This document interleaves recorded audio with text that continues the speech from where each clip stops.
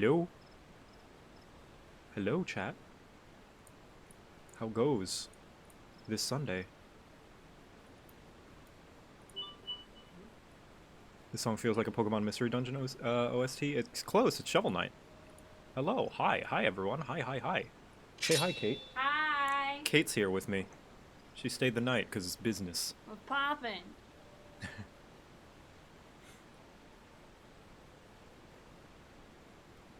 That's a fun way to spell Kate. Yeah, Kate. Like Kate Sif. Time for more post-ARR? Yeah, post-ARR.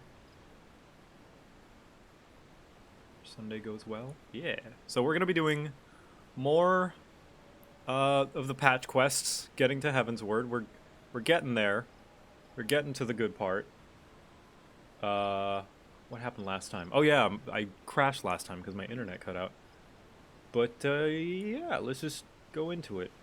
Will it load the game? Please? There we go. That was weird. Yeah. Alright, let's see. New Game Plus. There's no pomp and circumstance. Let's just go. I need to finish before Endwalker. Endwalker's the one with the male bunnies, right? Yes. Okay. Where we go to the moon. You go to the moon? You go to the moon. Not available in New Game Plus. Okay. I don't know. I guess we'll find out. And apparently the moon has an atmosphere. Oh. So you can breathe there. Well, good for him, I guess. Good for her. I don't know.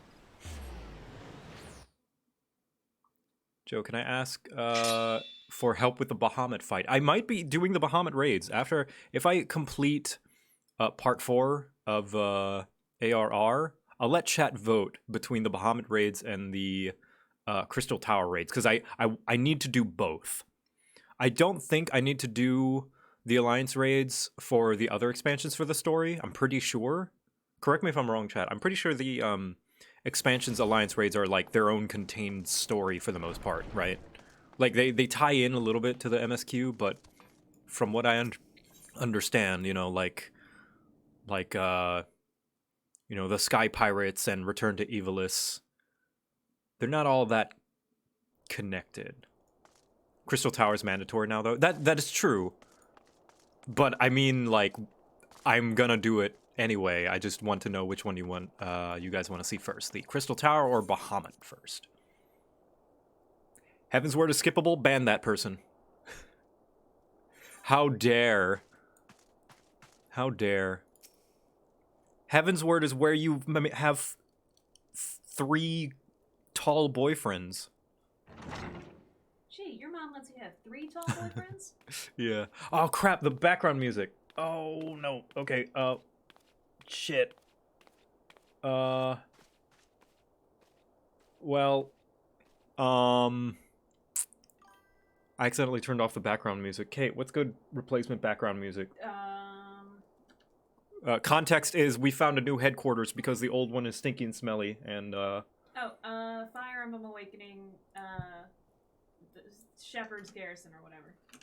Shepherd's Garrison. Here we are, the Shepherd's Garrison. Yes. This is actually good, yeah. This is a good time, yeah.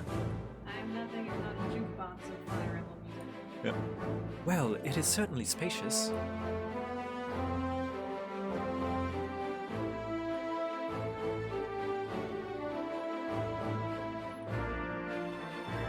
This is very fitting, actually. I wish you could hear it.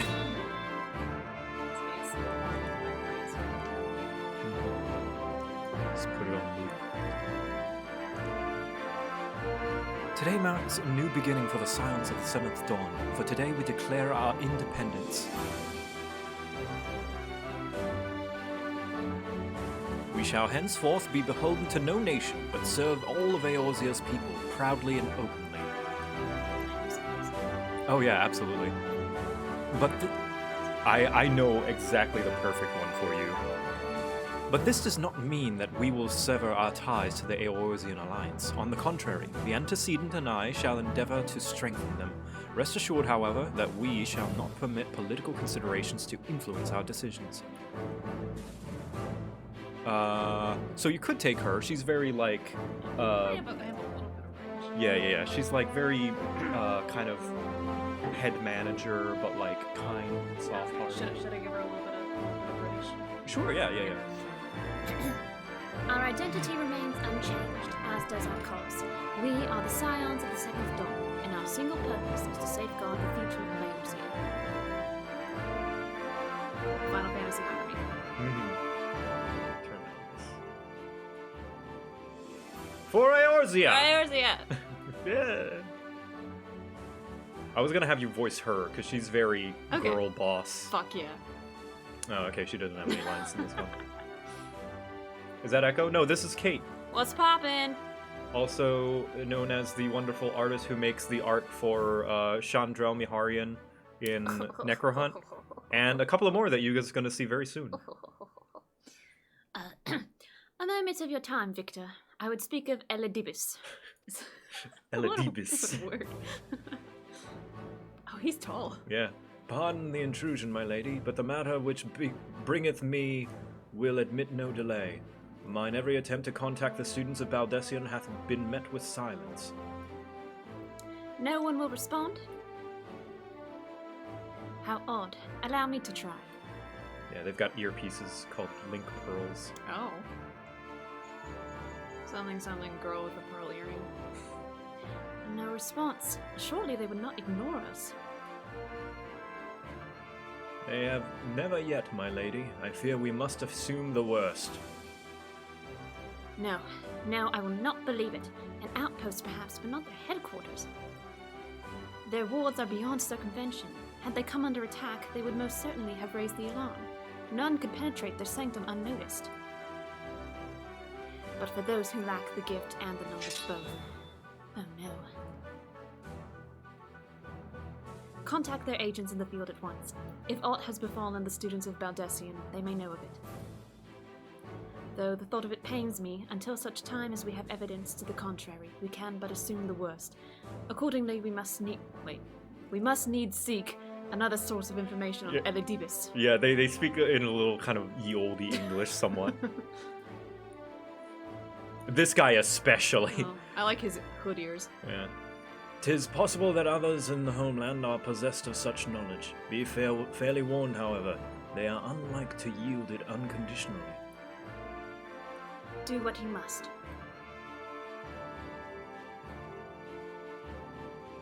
Yet another unforeseen and unwelcome development. What could it be next, I wonder? A visit from a crimson-clad Ascian, perhaps? Or Ochre, or Puce? And which of our allies will then fall silent? For a time, I thought we had gained the upper hand. When you shattered the Crystal of Darkness and cast out La Habrea, I dared to hope that we had found a way to rid ourselves of the Ascian menace. But I was wrong. He endures, and may yet return. Upon that point, I have no doubt that Eledibus spoke true. Yet there must be a way to destroy them utterly, a way to spare this world for their unholy machinations. I dare not consider the alternative. There are forces at work we do not understand, Victor. I discern them all around, in disturbances too great and too numerous to be dismissed as mere coincidence. Doubtless the Paragons are involved, but how and to what end is far from clear. I know not what will come, but I do know that we will rise and meet it as one. What's up with her little triangle under the bra? So, her outfit is kind of a mess. Yeah, I've got opinions. Yeah, it's very old school Final Fantasy outfit design. You just kind of have to roll with it. Yeah, alright. Ah, my stalwart hero. Your face is a picture of resolve. My face is the picture of a blank slate. Yeah. I know that you will be ready when the time comes. With luck, however, that will not be for a while yet. Pray return to your private affairs with my blessing. Should anything arise, you will be informed. It looks like a Final Fantasy X reject. Yeah, it's very... Like, when you get to know her character, like, I'm all for sexy, revealing outfits, fuck right? yeah. But, They have to be tasteful. they have to be tasteful and befitting of the character. Yes. I wouldn't say Minfilia's outfit really fits her personality. Yeah. The last time I saw her, she got snatched after everyone in the guild died or whatever. Oh, yeah, that's So right. it looks like she got better. Yeah. I died, but I got better. Yeah. Yeah, she's got a butt What is window that? too. Yeah. What's that? Is that Kryle or Krele? Kryl, yeah. Cryle, where are you? There's a lot going on over here. Huh? Mm-hmm. Looks good, but there's a lot happening.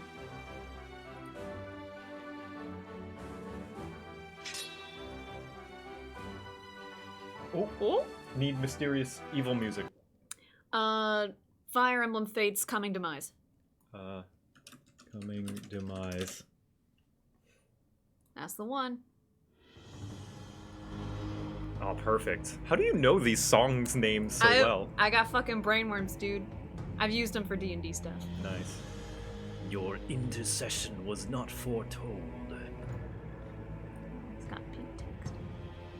Yeah, so that means they're speaking in like ancient tongues. So they're like Guta Waka Butu. Yeah. Oh, do you want me to be Eladibus? So we can have some, Sure, yeah. You object. We question. Our plans are in motion. Your intentions unclear. They survived the Seventh Ardor and are stronger now in the gift. Does that not intrigue you? I don't know who's who. No, it does not. Serve as you will, so too shall I. We labor not at cross purposes. The wisdom of his plan shall become apparent in time, when the veil is lifted from their eyes. And, at long last, they see. My voice simply does not go deep. That is okay. Who said Eladibus? Okay, back to the in-game. All right, yay! All right, /BGM. There we go. Hopefully, chat can hear that. Just turn that up a bit. All right, Minfilia, send me on some fetch quests. Oh, this one. I remember this one.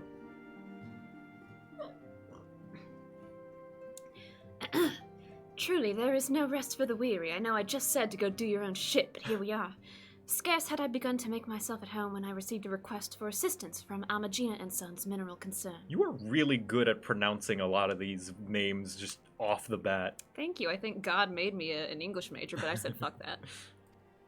It would appear their storehouse in Horizon has been the target of a series of covert robberies. Like, Amagina and Sons, even when I see it, sometimes I, like, have to hesitate and stutter when I see it, where I'm like, oh yeah, Amagina. Mhm. Yeah.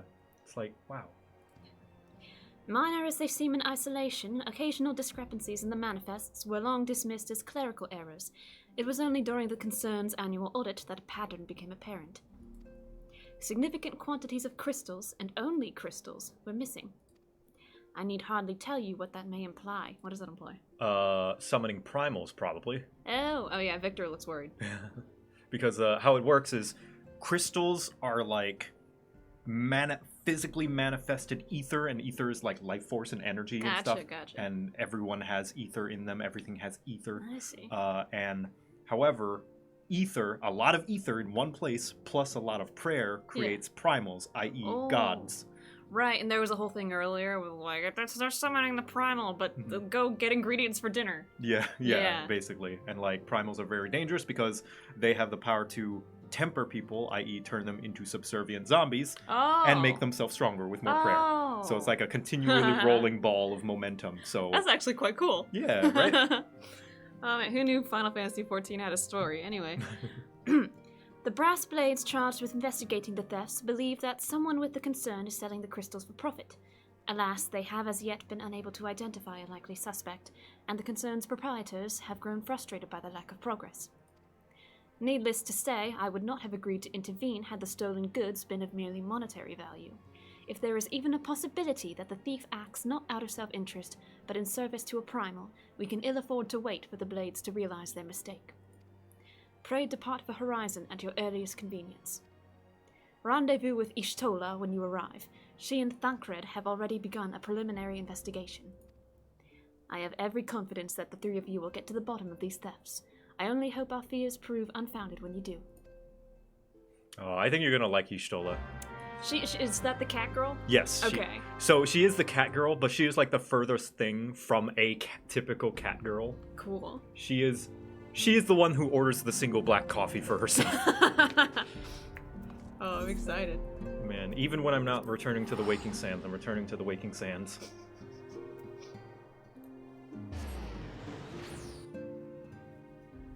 She is a de facto girl boss, absolutely. I think she is the #1 favorite character in the fandom. Like, Wow.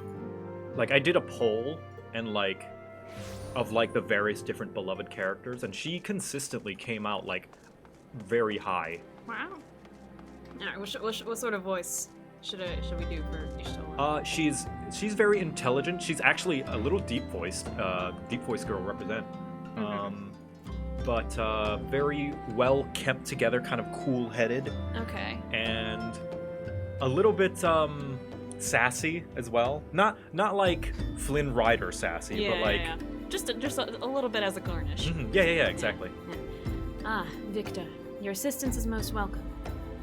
I have already spoken at length with the brass blades of the Rose, albeit to little avail.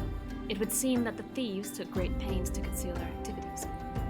I could go into further detail, but your time might better be spent in conversation with Fufulupa.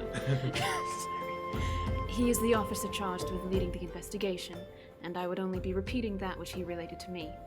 If aught eluded my attention, mayhap it will not elude yours. Oh, there she goes.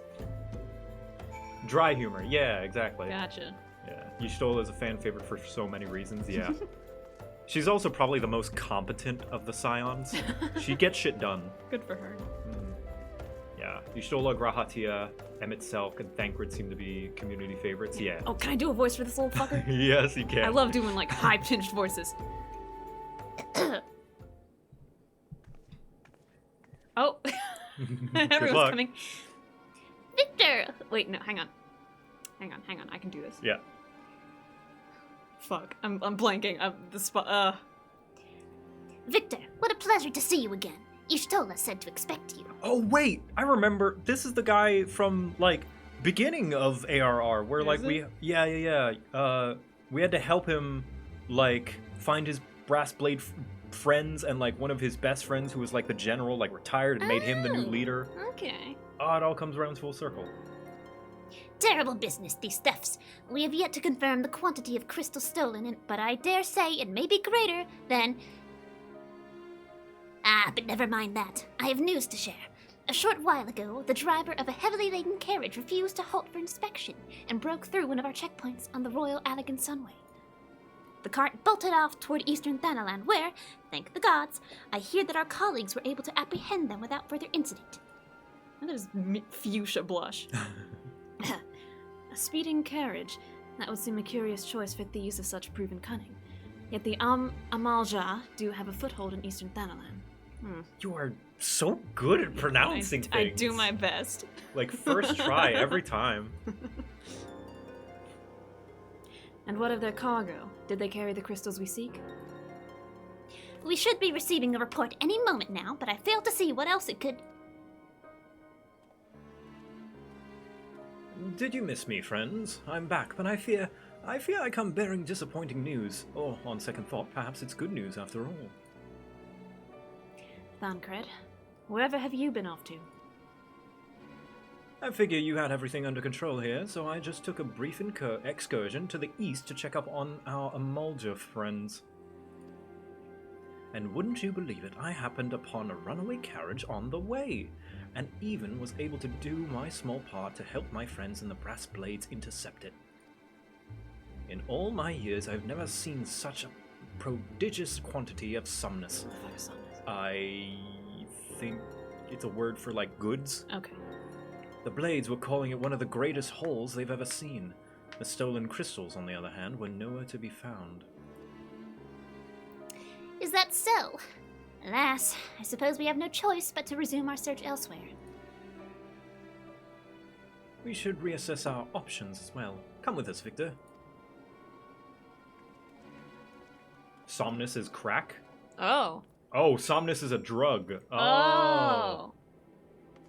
Gotcha. Oh. Also, I like just the congregation of white-haired pretty boys. Oh, yeah. Yeah, it is weird how many people in the Scions have like bright neutral colored hair. Because that hooded guy, the hood with the ear socks, he's got light gray hair. Okay.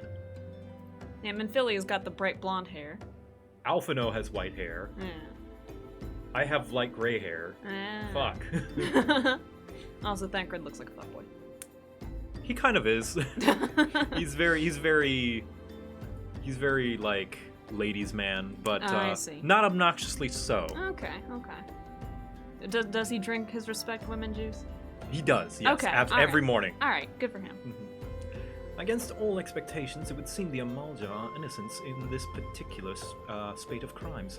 By all indications, they have yet to replenish the stores of crystals exhausted during their last attempt to summon Ifrit. Change this back. What I can't fathom is why anyone else would go to such lengths to obtain crystals, and in such quantity. He respect but might not hover hand. True, yeah. It cannot be that we are dealing with simple thieves. If their motives were profit, why would they limit their trade to crystals alone? Plainly, we are missing something. While you think about what it might be, I shall inform Eorzea of our progress, or lack thereof. Yeah, so also, like, you take rest, I have a thing for you, is because I think that was the end of patch 2.1. Okay. So, and then, like, this would have been patch 2.2, which would have been a few months later. Gotcha. No spoiler chat. Yep, no spoiler chat for anybody experiencing this for the first time with us. And this is voice acted. Oh. Here, you want to listen? Yes. Yeah. Ooh.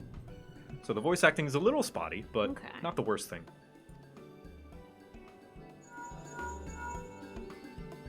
"'Tis I. The situation may be more complicated than we anticipated." Yeah, he sounds like a fuckboy. Oh, cool. It was 10 seconds of dialogue. Oh, maybe not. "Indeed, I shall remain watchful. Ere thou goest, another matter requireth thine attention. A young maiden, full eager to... Wherefore inquirest thou of her fairness? Very well. Be she damsel or devil, I shall direct her steps to Revenant's Tome." Okay. Is that Taliesin? It is. Like, half of the Critical Role cast is in here. Sam Riegel is Alphino. Oh. "Save thine insinuations for one given to such impropriety. Thou shalt not find me amenable."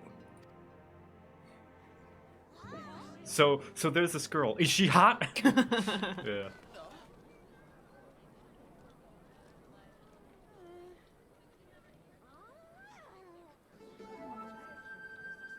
Oh, I wonder which one's the main character.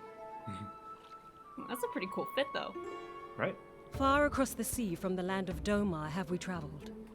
We seek audience with the ruler of these lands. Who here speaks for you?"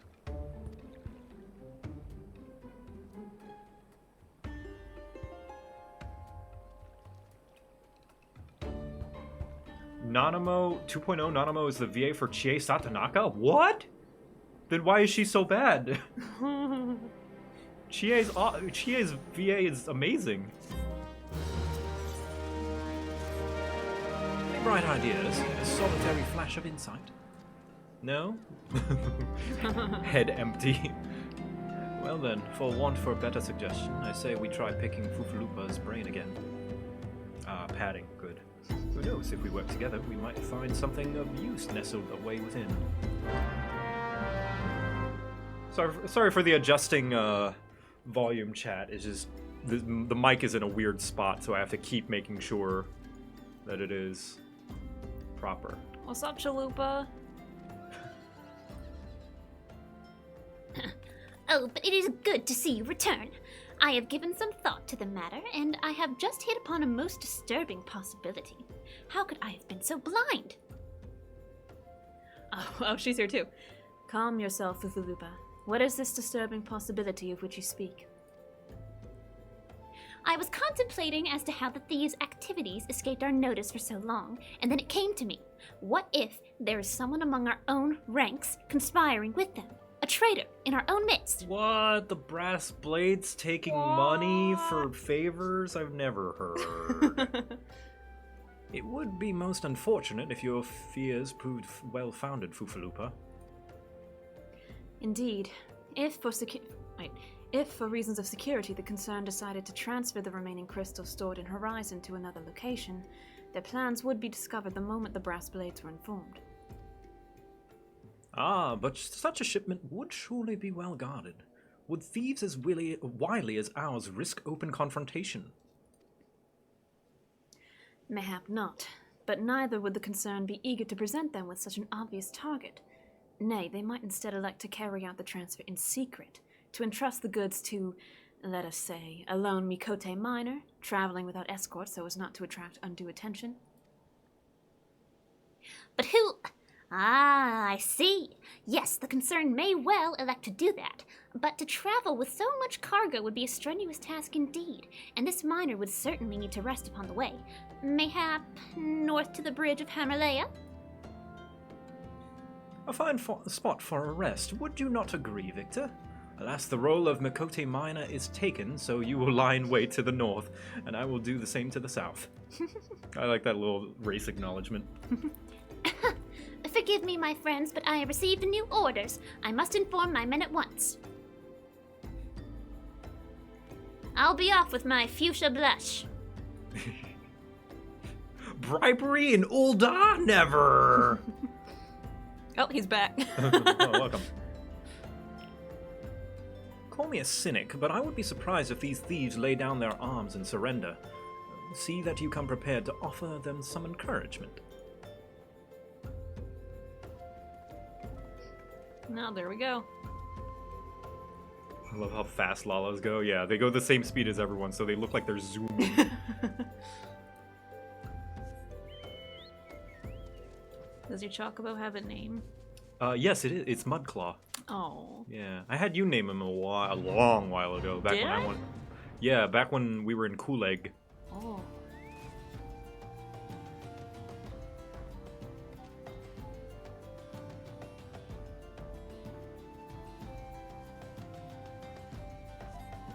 And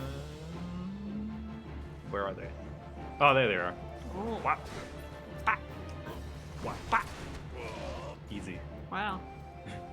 I am like, how many levels above them? Like 30? What are they? They're like level 50, I think. Yeah. Fresh. There we go. Okay. What's that thing? Can you pet it?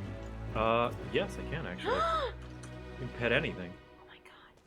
I mean, it's not gonna follow me, but That's okay. apparently. What is Oh, that? no. Oh, that's just a thing that you gotta look away from because they're basilisks. Oh, okay. So that eye indicator is to look away. I see. Oh, what a cute disguise! Girl, her stupid little hat. I love it. Yeah. Stubborn to the last, as expected. You are unharmed? You look great. She's so cute! A gang of sea-wolf thieves, and in Thanalan no less. I suppose there's a first time for everything. Sea wolves? All of them? Aye, and all with the same taste in facial tattoos. Blue, in case you were wondering. Our thieves are a long way from home.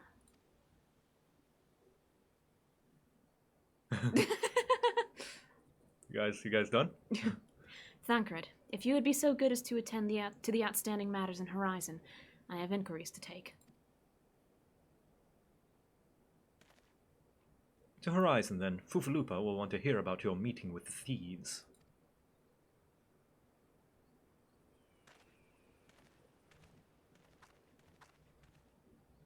Wait, so why was she dressed up as a miner?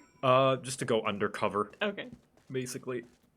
That was a very cute outfit. Yeah. So, just a word of warning. These quests are the low point of ARR. Just a lot of kind of world building and setting the stage for other things in the future. Which does mean the pace gets a bit slow and meandering. Mm-hmm. On behalf of the brass blades of the Rose, I thank you for your service to Horizon. Ah, but we have not been idle. While you were afield, we succeeded in identifying the traitor within our ranks. Is that so? Then, by your leave, I should very much like to have a word with the fellow in private. No. I am afraid that will not be possible. Regrettably, he, managed to subdue the unit of Blades dispatched to detain him and made good his escape. Oh, for the love... And how did he manage to do that exactly? Your men haven't been sampling the somnus we confiscated, have they? Or was he a giant in disguise? No, but he was quite strong. A sea wolf. Lamanson born and raised, I believe. But do not worry, we will find him. You have my word on that. Yeah, so like the big orc stand-ins are like native to Limsa, Okay. which is the like Pirate Bay area. Gotcha. I see. Pray keep me appraised of any developments. How long would this part take? I don't know. I don't remember. I skipped a lot the first time I did it because it was boring. Yes, he's standing next to me. Understood. I fear our time together is at an end, my friend. Your services are required elsewhere. Awfully disappointing, I know. But we do have to pad these quests because the team has to work on the next expansion. You might try to look a little disappointed, or you mean to give me another one of your stoic nods. You do, don't you? Yeah! The self-awareness is fun.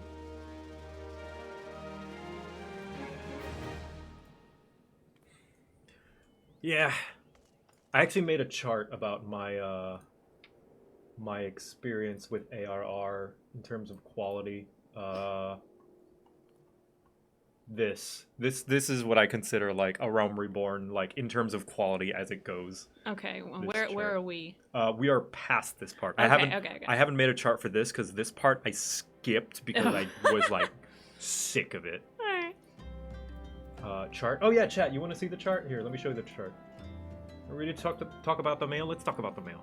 Yeah. So I made this chart, chat, about my experience with A Realm Reborn and my what I consider the quality of base A Realm Reborn. The start is strong, where the opening cutscene is like, Hydaelyn, think, feel, see, hear, feel, think, and then it shows like, you know, all these plot hooks and stuff, and then it dips a little bit.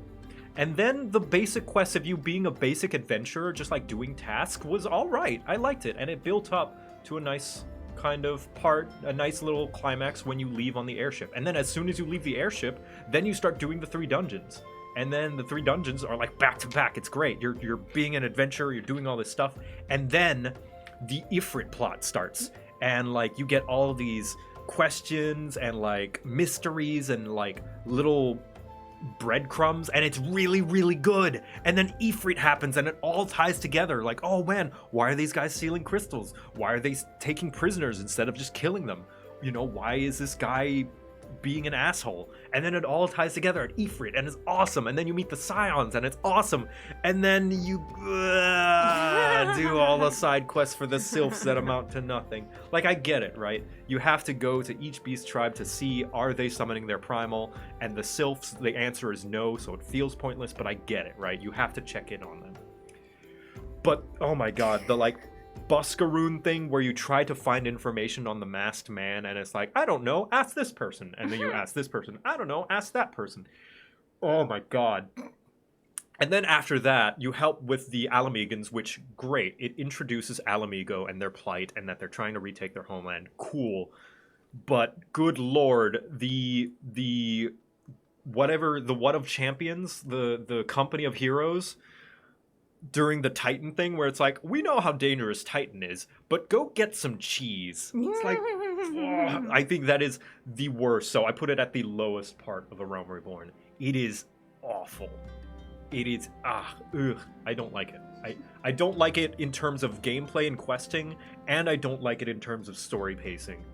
But after Titan, it's like, okay, Titan fight, good. It's another boss fight. I like those. And then after Titan, when the Waking Sands gets raided, was like, I think, the peak. It was like, oh, shit's going down now. And that was cool. And then you meet Sid, and he regains his memory. And then you go to Ishgard, and it's less good. And you do a bunch of Ishgard stuff. And it's like, okay, whatever. I get to meet Orchifont, and he's a bro. But it's still very tedious. And then you have to get the crystals for the airship for Garuda. And then we go on another dumb fetch quest of like, oh, you wanted that crystal? Oh, well, you should have said so. I have a purple crystal. Oh, you wanted a blueberry crystal? Oh, unfortunate. All I have are cherries. And then you do that 3 times. Yeah, I thought you said blue raspberry. Yeah. Ugh. But then after that, the story gets good again when you fight Garuda, and it gets good and even better and better when you fight the Empire. I do think the Empire part was a little fast, because they had a little bit of build-up at the beginning, but then there's no build-up after that, and you just fight them all at once. It was a little rushed. But I do think it gets better, and I do think, for as much as we meme the Praetorium to be like movie dungeon, I do think that it is a good story moment, especially when you fight La Habrea and save Thancred and all the explosions and stuff like that. No spoiler stream. Well, I mean, we did this already. This is in the past. If you're watching post ARR, then you have already been spoiled of base ARR. I'm sorry. This is with the knowledge. Yeah. Such exposition. Yeah. Anyway, all right. Back to the game. Also, just a heads up, Kate. Just paying attention to the time. Yeah, I'll probably leave around 1:50. Gotcha. Okay. Because I think it's pretty close from here. The antecedent bid me to tell you, make for Vesper Bay, where young Alphino awaits your coming most eagerly. It was he who requested your assistance. Some commotion or incident, I am not privy to the details. While you do whatever it is that Alphino has planned for you, I shall endeavor to track down our traitorous brass blade, and when I do, you may rest assured that we will have our answers. Cool. Hopefully. Back to the Waking Sands. Vroom. Whoa! Yes, this is whoa! This is the car from Final Fantasy 15. Wait. There's a crossover event. You know, with the 4, handsome boys? Yeah. I didn't know they let you have a car. Yeah. A car that flies. Several. There are several cars. What's that? Tower. That is one of the Empire's towers. They have outposts basically all around. Because only evil empires put their military outposts in other countries that they have no business in, right? Yeah.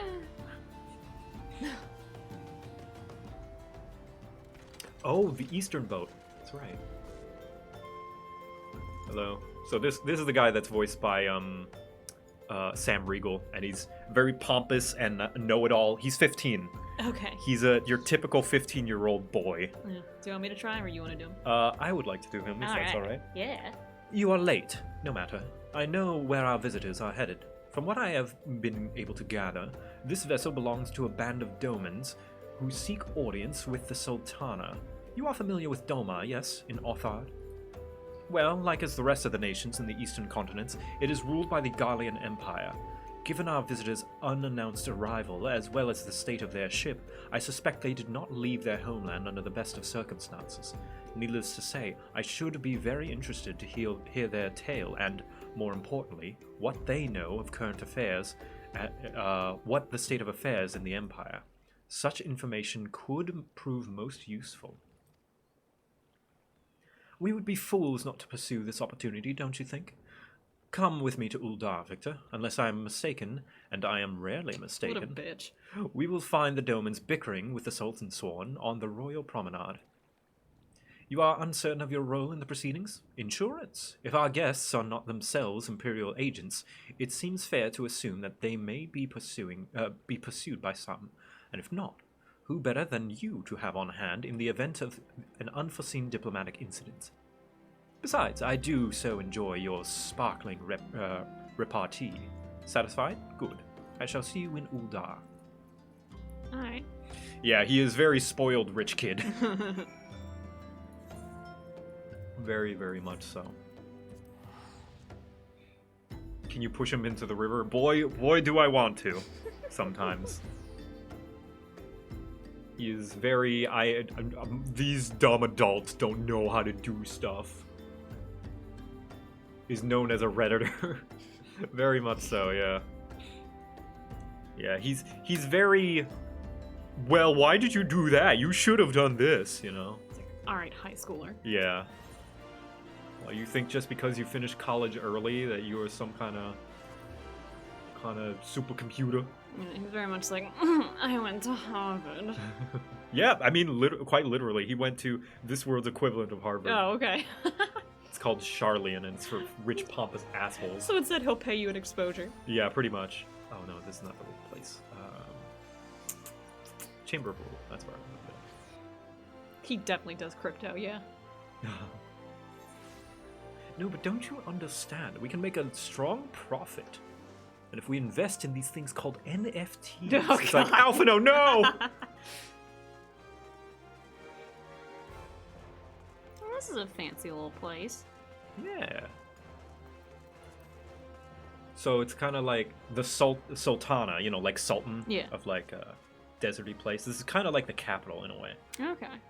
It matters not how many times you ask. Without the necessary permissions, none shall pass. Can I do her? Yeah, you can do her. Pray understand, good sir, we have not the leisure to lodge a formal petition. Time is of the essence. That is good voice for her. Thank you. All I ask is that you summon your superior. Allow me to plead my case. Surely you can grant us that small kindness? Away with you, and darken these doors no longer. I will not ask again. You know not what you do. Where is her ears? Oh, there they are. I just couldn't see them. Now, what's interesting is, like, she covered her face, but look at her tail. That's Is she one of those reptile people? She is, yeah, but this was before they revealed them. I see. So she's using the Catgirl model. Whoops, I accidentally clicked that. A loyal man with a cold heart. I know his kind well. I hope that you will find me more to your liking. Alphino Levier, at your service. Jesus. A friend. It's fucking soup. And then Which I believe makes me very nearly unique. In this part of the world, at least. Very few indeed are your allies in Uldar. Yet you will need some if you wish to endear yourselves to the wealthy and powerful. Pray, join me and my associate at the quicksand. Alphino, no, that's where people ERP. oh. There you may explain your situation to us, and we shall see if there is aught we can do to help.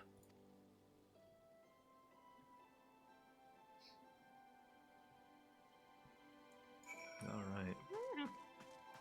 Yeah, a lot of talking these first few patch quests. Mm-hmm. Alphino being a smug prick as usual. If Alf started supporting NFTs, I would RKO his ass. Absolutely. What is RKO? RKO is a wrestling move where you just basically come on in, jump, grab them like from behind the neck, and slam them into the good. ground. That's quite fun. Yeah.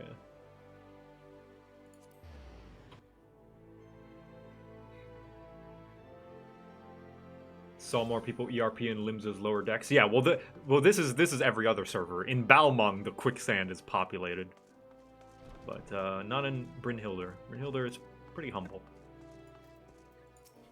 I wonder if this one's voiced. Maybe.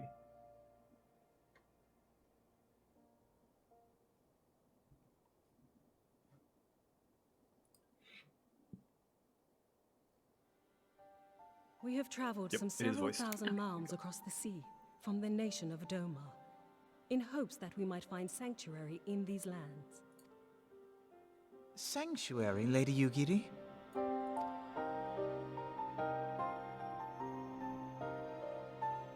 Aye. Lying within Othard, Doma was under the dominion of the Garlean Empire, as I'm sure you are aware. When the War of Succession broke out in Garlemald, we espied an opportunity to free ourselves from the yoke of imperial oppression and took up arms. Only to be crushed. And so I gathered what few Domans escaped the reckoning and guided them hither to your shores. A war of succession? Then the Emperor... Forgive me. You said that Doma was under Imperial rule, did you not? Doma is gone. Razed to the ground as an example to the other provinces. Oh. I don't remember that. Shit. 12 have mercy. And your people? Yeah, ARR Yugiri, unfortunately, sad story, she was killed, which means that somebody else had to reprise her role. It's a shame, because she's really good. On a ship anchored in Vesper Bay, flying borrowed colors. Many were complicit in the rebellion, or akin to those who were. They will not come ashore until I send word that it is safe to do so. I sought an audience with your rulers, but was summarily refused.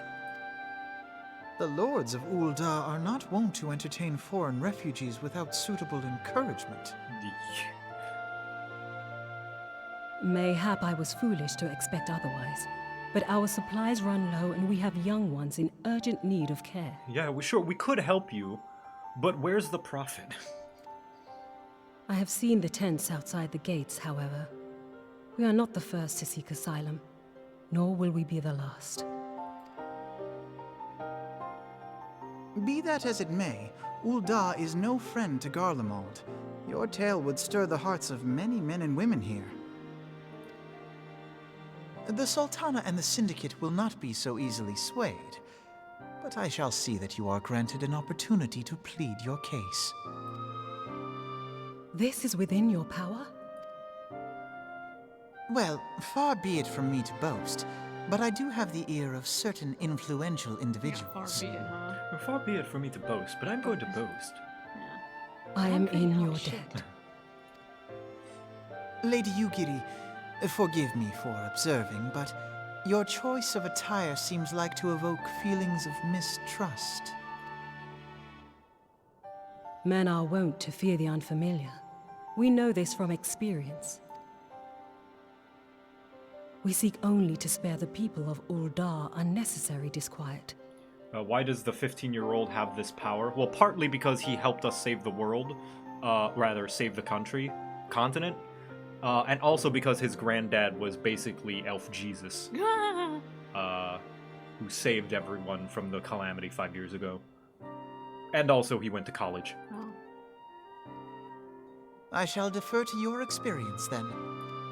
I thank you for your understanding. It seems I have urgent business with the Flame General. I leave our guests in your capable hands. Can I come? It's not. His dumb little rat tail makes me angry.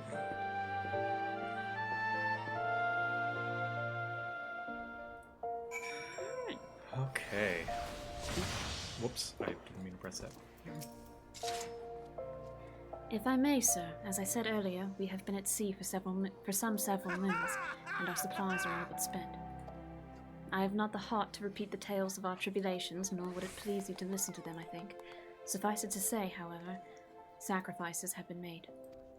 Though it shames me to beg for more when you have already offered so much, desperation compels me.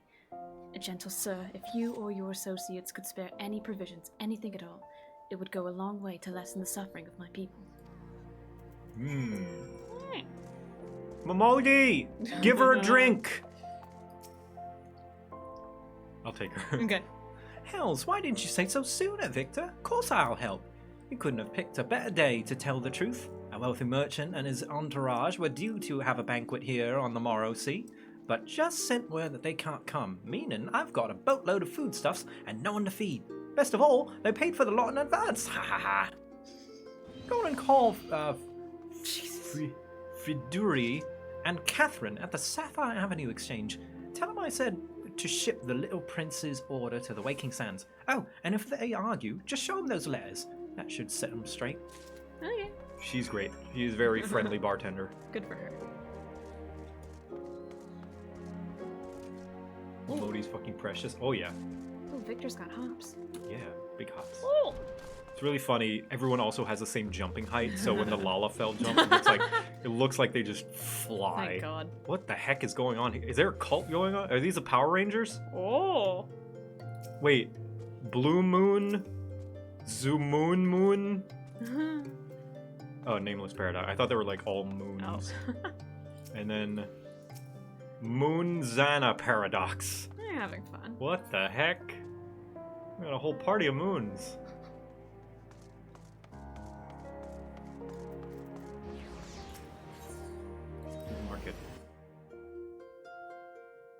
Lala Asians.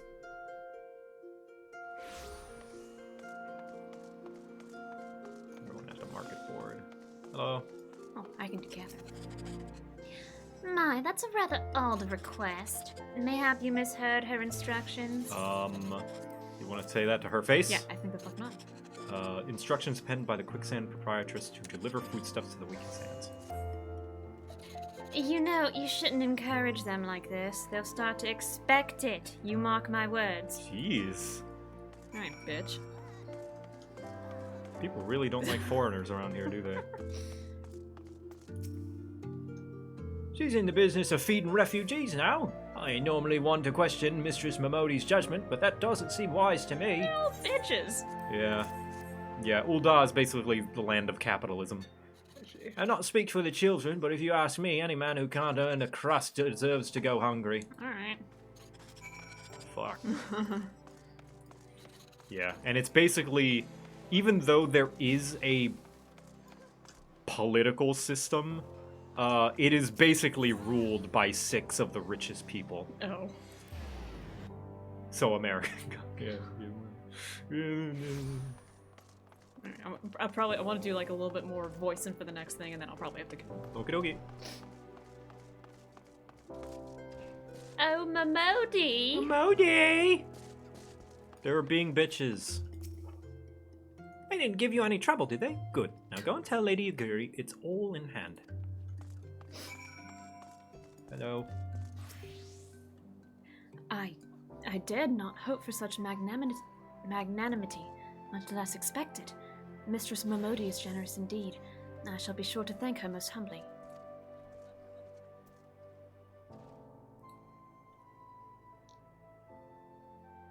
Yeah, I don't think this one's voiced.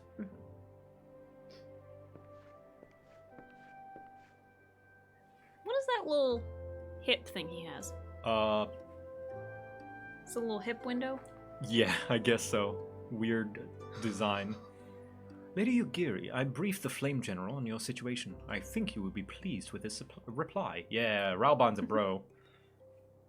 We have been granted an audience? Before the Sultana and the Syndicate both. We should return to the Royal Promenade at once. Wow, way to go, Alphino. You have done much for us, Master Alphino. I swear we shall return the favor. Naught is owed, Lady Ugiri, for naught has been given. This small favor you fairly won with your words, and it is your words that you must win the favor of the Syndicate. Then I shall choose them with care. You will be accompanying us, yes? Good. Your presence may serve to remind the Syndicate of the true meaning of philanthropy, and that nothing so unpalpable would be required of them, assuming the Domans are willing to earn their keep. Come, the Flame General awaits us at the Royal Promenade. Oh, that slutty little hip window. Do you see that? Yeah. It's a little wacky. The Charlian wear is very strange. Slutty little hip window. Little leg holes as well on the sides. Oh, God, yeah. I mean, good for him. Good for him. Yeah, good for him. Exploring. Alright. Well, thanks for letting me watch and do some voice acting. Yeah, of course. It's fun. I'll see you later. Have a good rest of the stream. You Alright, bye, chat. Is that what you say when you leave? too. Yeah, sure. Alright, bye, chat. Boy, Kate, let me know if you have any trouble getting out of the driveway or anything like that. Thank you for letting me stay. Yeah, of course. Have fun with the rest of your stream. I will.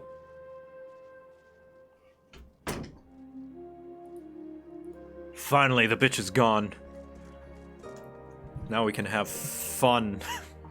Just kidding, I love Kate. Kate's great. To the Royal Promenade we go. Bro time, yeah.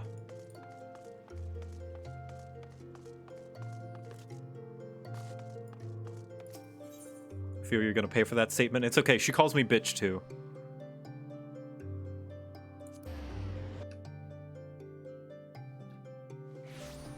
Finally, the lesser femoid has left my presence, yes. Only virtual girls in my home.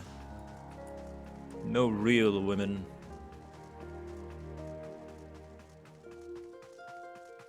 Yeah, femoid is definitely part of the incel vocabulary. We must take pains to illustrate how accepting the Domans would benefit Ul'dah. Only then might the syndicate be swayed. But you are her bitch? I am! We are mutual bitches. If we are all enemies of Garlemald, is it not fitting that we should join forces? I've heard that the Sultana is a kind and generous ruler. Of the syndicate, I have heard less flattering things. Yeah, you got that right.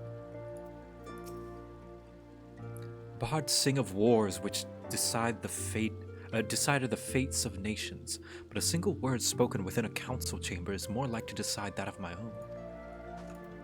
Oh, God. I wish to grant our guests before and offer my support for their cause. Doman Ul'dan, it matters not to me. Birthplace does not equate to birthright in mine eyes. I take great pride in my establishment for this very reason. The Platinum Mirage in particular serves as a showcase for the talents of countless men and women born beyond our borders.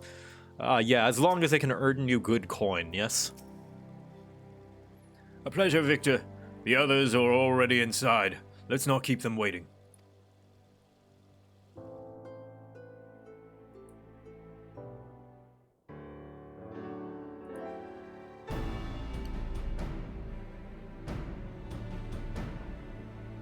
There they are. I, Ugiri of Domar, am honored to meet you at last, Your Grace. To mark this auspicious occasion, I should like to present to you the finest treasures our humble nation has to offer. Alas, the circumstances which have brought me here today have divested me of both time and dignity. I come before you as a pauper in direst need of aid, to request that you grant my people asylum. No spoilers, chat. Use redacted if you have to. I, Nanamo, 17th in the line of Ul, welcome you to our city. Be at ease, Lady Ugiri. Although I myself have heard the tale of your misfortune, I would ask that you recount it once more for the benefit of the others here present. As you wish, Your Grace. For many years, my nation, Domar, suffered under the yoke of imperial rule, and my people yearned to be free. Thus, when a war of succession broke out in Garlemald, we sought to take advantage of the chaos and reclaim our liberty. Did they go back and voice act the old quest? No, they did not. But that would be cool if they ever did. That'd be neat. Alas, our enemy proved less preoccupied than we had hoped, and our rebellion was put down in the most brutal fashion. Maybe I should put no spoilers in the stream title, even though I know people don't read that or anything I put on the stream. At the very least, maybe at least there'll be something. Creator dashboard would help. Yeah, sorry for the person I timed out. I just needed to get rid of that message. No hard feelings. No spoiler. No spoilers. There we go. I put it in the stream tag. No spoilers. Those who survived, how many do they number? More than 200 souls huddle within the cramped confines of our own galleon's hold. Yet this figure accounts for but one of a number of ships which escaped the purge. It is my hope that you will allow us all to dwell within your walls. Should that prove unfeasible, however, I humbly ask that you accept as many of my people as your resources allow.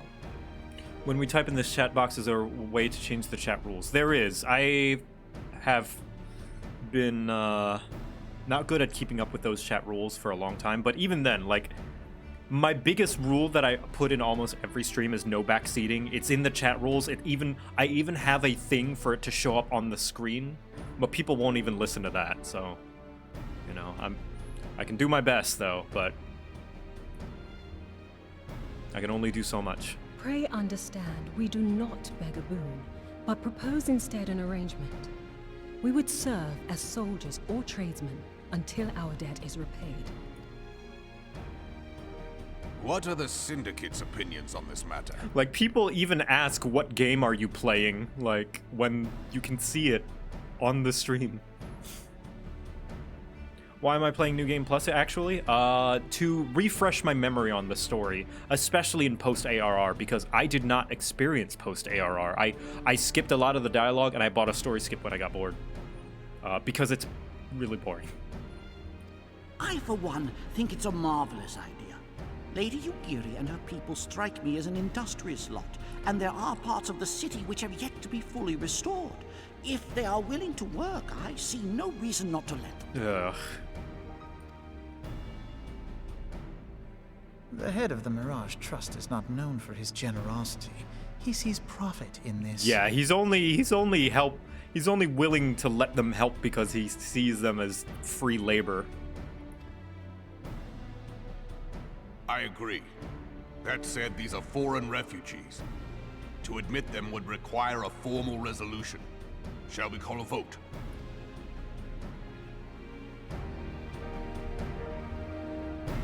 He loves inexpensive labor. Oh, yeah. The law is the law. Lord Lolorito? Tell me, are you blind or willfully ignorant? Even now, our streets are choked with the displaced victims of the Calamity and Alamigan refugees. They live hand to mouth, subsisting on aid provided by the immortal flames, the cost of which grows ever higher. The wealth of Ul'dah is not without limits, my friends. And need I remind you that these refugees are prone to violence and criminal activity? You have all read the reports, I think. Okay, that's profiling. Come on. Without homes or employment, it is only a matter of time before men grow desperate and take that which they imagine has been unjustly denied them. Yet, knowing this, you would have us swell their ranks. Mayhap you think the brass blades and the flames are not hard-pressed enough? Just because you're right doesn't mean you have to be an asshole about it. Like, you must know where they're getting at, right? Without homes or employment, they get desperate, yes? So let's make them less desperate. Some say the chairman of the East Aldenard Trading Company passes Gil thrice daily. This may explain how he came to be the wealthiest man in Ul'dah. Or it may simply be that he's ruthless beyond reckoning. Surely the Sultanate can support the few hundred domans Lady Yugiri represents. That our resources have been taxed, I do not deny. But we are hardly in danger of financial collapse. Yeah, Ul'dah is filthy rich. I move that an exception be made. An exception, Your Grace? I am suddenly reminded of a similar debate some years ago regarding a number of Alamigan refugees, if memory serves. What were your words that day? Yes, the law is the law, and so our visitors remained in Little Alamigo. Mayhap our wise and benevolent Sultana would be so good as to enlighten us as to which other of our laws should not be upheld. Mind your tongue, Lolorito. My lord, I share your concern for the welfare of our great nation, but we must endeavor to take a longer view. You know as well as I that people can be a resource still more precious than Gil. I mean, sure. People are people. They're not a resource, but... all right, sure, Teleji. If you want... if it'll make the capitalists happy, I guess. Precious or not, they were never yet so reliable. And unlike those who frequent your establishment, I have no desire to gamble with my future. God, this is just a bickering between two businessmen that are like, my profits are too important. It's like, yes, but you could make more profits. And neither of them are thinking about how these are people who are struggling and need help. Uldar's greatest asset is, and has ever been, her material wealth. We risk this at our peril. One need only look to Teleji Adeleji's example for evidence of the danger in allowing sentiment to dictate policy. A country isn't built on charity? No, but Ulda has money to spare, you know? Plenty. How far the vaunted Mirage have fallen, both in repute and profitability, since he began employing refugees. How I choose to conduct my affairs is not your concern, my lord. A proposal has been tabled. Given its urgency, I move we forego further debate and call a vote. While I might support this until Teleji supported it, so now I will oppose it wholeheartedly. Yeah. To accept the Doman refugees or not. Those in favor, I bid you remain. Those opposed, I bid you leave.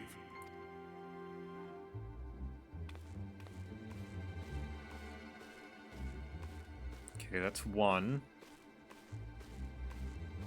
It also just a shame that someone in charge of such business is in charge of the law as well. Well, that's 4 out of 6, unfortunately.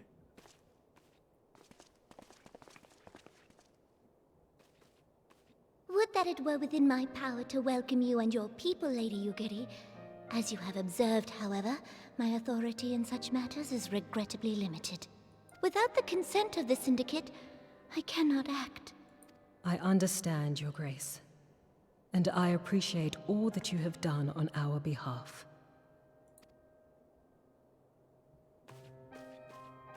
The nerve of the man! If that bastard had not forsaken the eastern trade route, little Alamigo would now be thriving. Oh, that you should have traveled so far under such dire circumstances, only to be refused in this manner is utterly unconscionable.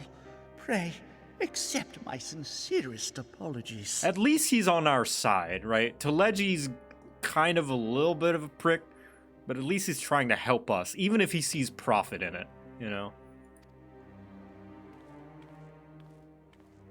Like, so far... Now that the Empire no longer poses an immediate threat, they see little reason to maintain the pretense of unity.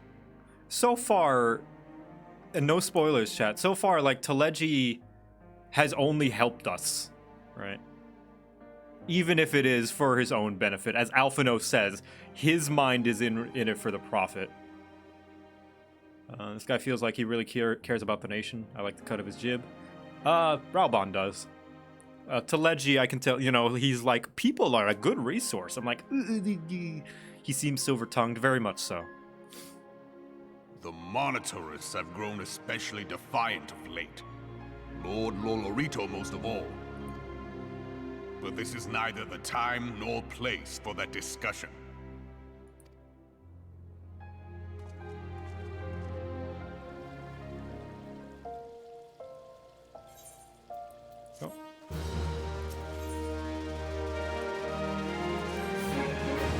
As you observe, Lolorito is not afraid to speak his mind, nor is he like to change it.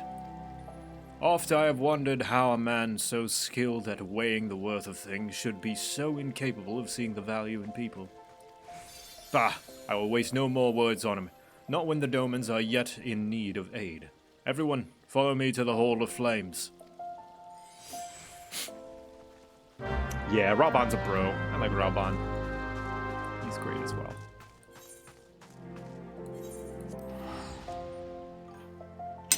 Let's move this. I made myself a sandwich before the stream, in case I get the munchies. Raubon looks like he gives the best hugs. He does. He does. I know that from experience.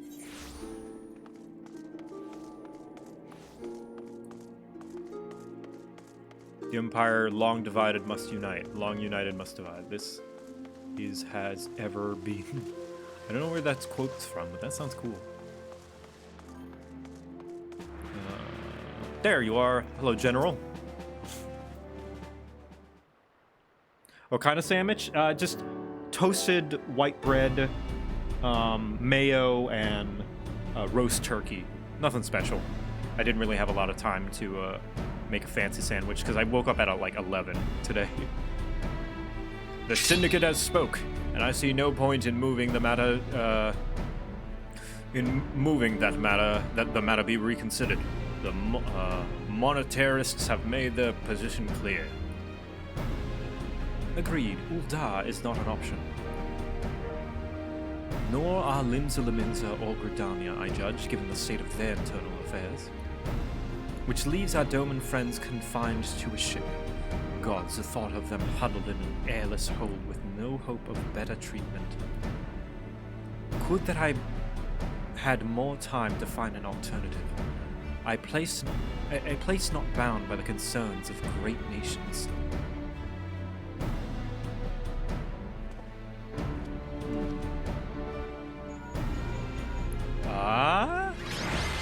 Minfilia, this is precisely what I wish to discuss.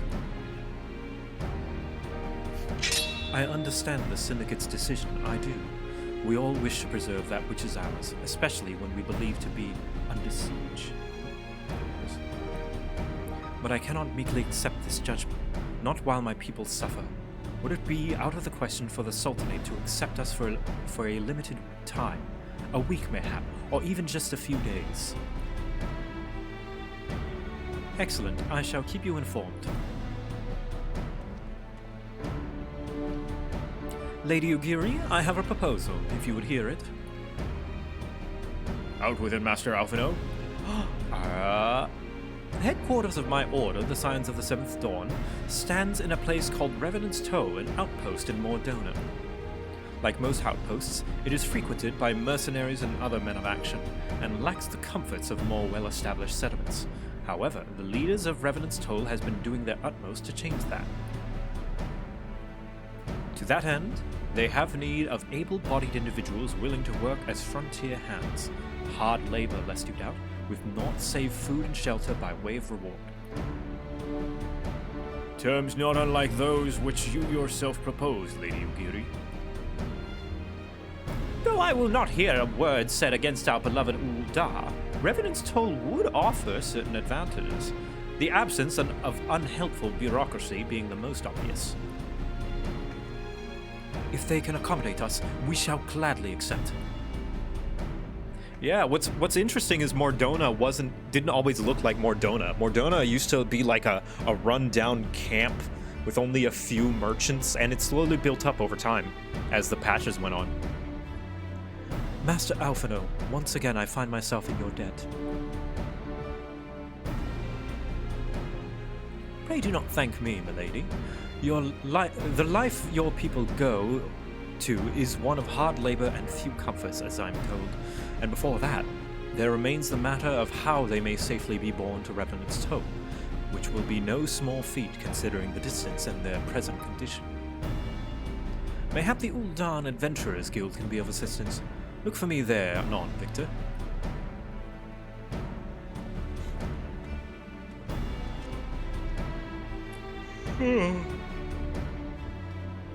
Lady Ugiri, if you and your people would accompany me, we may discuss what aid the immortal flames can provide. I went through like 5 accents just then.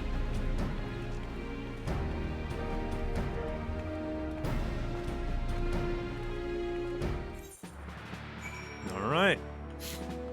And I guess this is the start of that building and stuff.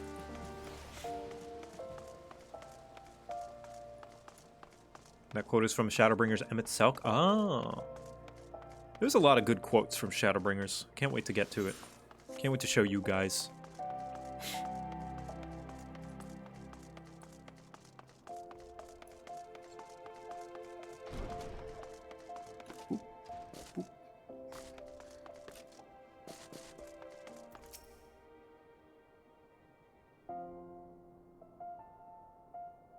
We are concerned that the Doman refugees may find the journey to Revenant's Toll too much to bear.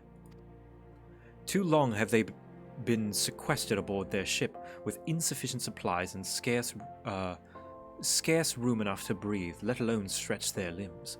With that in mind, Mistress Momodi has kindly offered an accommodate to accommodate the Domans until such a time as they are ready to set out for Modona.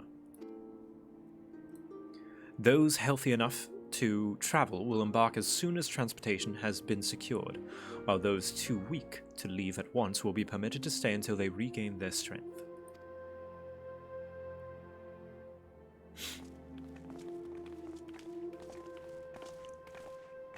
Oh, I'm a little tired. What news? Transportation remains our greatest obstacle, General. Is there aught the immortal flames can do? I fear that exceeds our mandate. Were it a smaller number, mayhap it would go unnoticed. But the Syndicate will not bear the cost of escorting more than 200 Domans to Modona. When government fails to act, the responsibility falls to us private citizens. I will engage the services of the 77 caravans of the Doman's behalf. Very well. We should begin contract negotiations at once. Your generosity is most welcome, my lord. After all that has befallen these good people, it is the least I can do. Come what may, you shall ever have a friend in Ul'dah, Lady Ugiri. And you in Revenant's Toll, my lord. You know what? Bro move, for once. Yeah. A little bit of a bro move. He's probably got some kind of ulterior motive, but at least for now it's helpful. Well, it sounds like we all have work to do. Lady Ugiri, let's put our heads together and settle the details of our arrangement, shall we?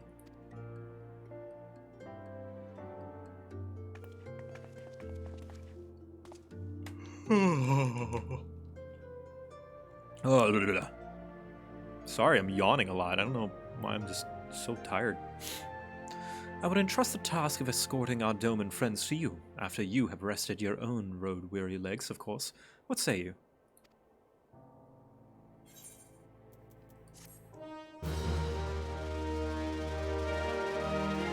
Oh my gosh, Rin, thank you for the 23 bucks. Hey, I started your videos recently and wanted to say that I love your content. Keep it up. In hopes that I once meet you in-game, although the chances is low since I'm in EU. Side note, wow, Alphino sounds so much different in ARR. Oh yeah, people tend to forget. The Sam Riegel voice. As we speak, the Domans prepared for departure at Vespa Bay, wherefrom they will be transported by carriage to Ul'dah. That said, this has all been decided rather suddenly, and it would not surprise me if the refugees required some assistance in coordinating their preparations. Victor, I would have you return to Vespa Bay and facilitate the process through tasks great and small. In short, whatever must be done, do it. Speak with a man named Hosen when you arrive. As Lady Ugiri tells it, he has been designated the leader of the first group. Pray return to the waking sands.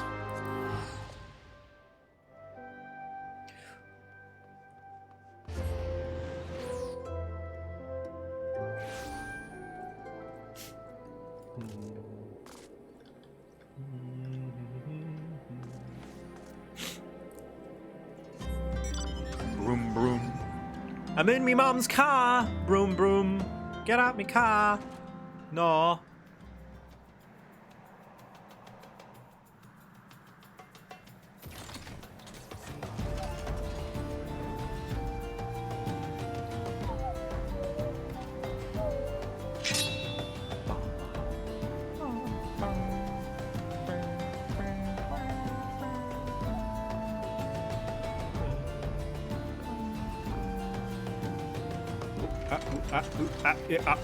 Alright, cool.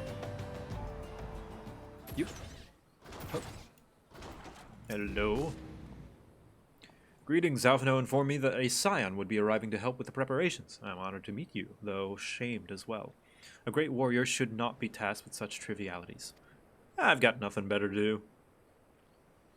Aye, I knew from the glance that manner of man you were. I too have some skills at arms, as do many of our people. Pray forgive this trifle, but might I trouble you to help round up the children that have been given into my care? They are most adept at staying hidden from my sight, but perhaps your keen eyes will succeed where I have failed. All right, hide and seek, savage. You have my thanks, friend. Pray seek out my son Yozen. He can tell you more. Let's see. Let's find those kids. I'm fucking amazing at hide and seek. You kids have no idea. You're about to get destroyed.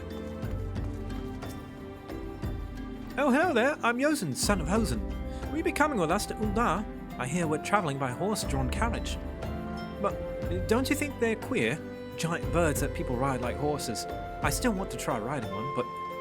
What's that? You're looking for the others? Don't worry, I already told them to get ready for their carriages. I'll need your help, though. We were just finishing a game of hide and seek. 3 players are still hiding, and since Lady Yugiri told us to take it really seriously, they wouldn't move until they're found. But Vesper Bay isn't that big, so I bet you can find them in no time. Okay. Alright, let's find these kids. They're somewhere around here. There you are! Alright, child. It's time to die. Hey, you're not Yozen. Who are you? Your reckoning. I'm Koharu. Victor Quibbles, eh? I didn't know anyone else was... Wait a minute, you're one of those, stallions, aren't you? No, scions! Then you must know Lady Yugiri, right? Isn't she great? She's really good at hide and seek, too. Oh, right, it's almost time to go. Nice meeting you, Victor Quibbles. Oh, I'm gonna find these kids! Where are they? Gotcha! Are you playing? No fair. Yozen didn't say anything about adults. Huh? We get to ride a horsebird carriage? I don't know. It sounds scary. But if Yozen says it's safe, I'll go. I wonder if I can... No. Okay. So I don't think this thing is here normally. Maybe it is. That is the chocobo that you had to sniff back in the day. You had to sniff it. They took out that quest because it was pointless. Now, do they have the hiding indoor rule? If they do... Ah! There they are.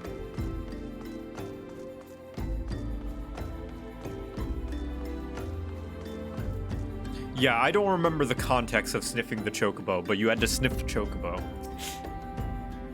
How'd you find me? Bah, I guess I needed to practice more. Or maybe you're just good at this. I mean, the Garleans didn't find me. Oh, shit. Wow. Dark.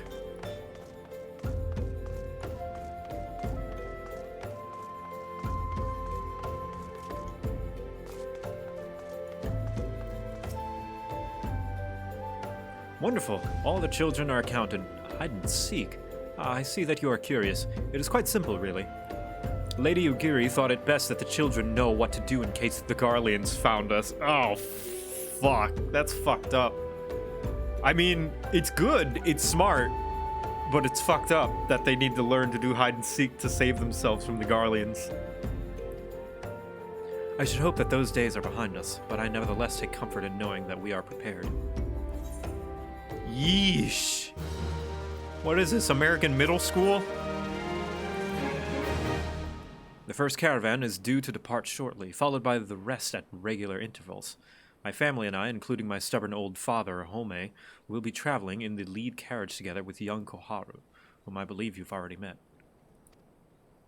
Though I understand the road to Uldar is regularly patrolled by your brass blades, it would give us great comfort if you would agree to accompany us on your journey. Once again, I thank you for your kindness. When you are ready to leave, please inform our coachman. Oh boy, oppressed people stuff, yeah.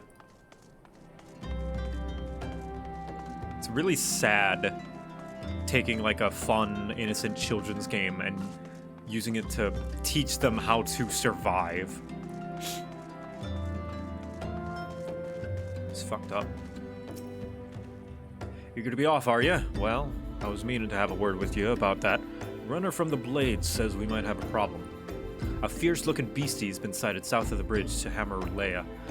might be as someone's eyes are playing tricks on him, of course, but it don't pay to gamble in this business. Now, I know you can handle yourself in a fight, so this lot, here's another story. So I was thinking you might go ahead and have a quick look around, make sure the area is safe, and if you come across anything dangerous, you know what to do.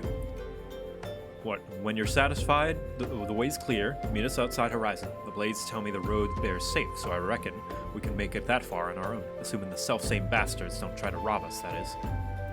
Damn. Oh, it's just so fluffy. Yeah. Oh. Ah, Grandfather is so lucky. These birds smell terrible. Oh, don't say that about the chickens. Oh, this is probably it. This is probably, like, the kid was probably like, check it for yourself, and you probably had to smell the chocobo. Or, like, encourage the kids that it doesn't smell that bad. That's probably what the quest was. These reports are of a great beast on the road to Uldar, most troubling. Fascinating creatures. Whence did they come?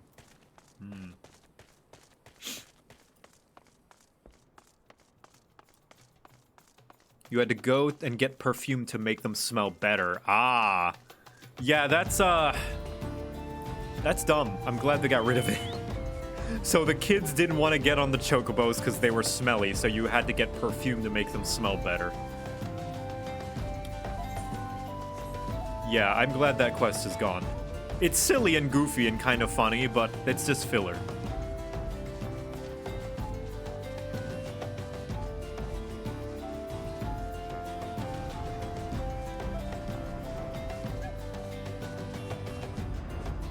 Stream is doing well. Keep up the great work. Yeah, I'm having fun. Thanks for the cookies.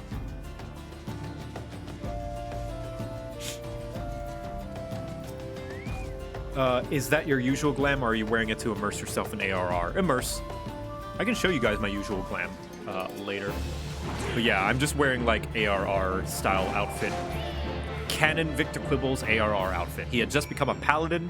He's wearing the paladin gear mostly. With some adjustments, because I think the paladin arms and legs are a little too wide for my taste, like a little too chunky.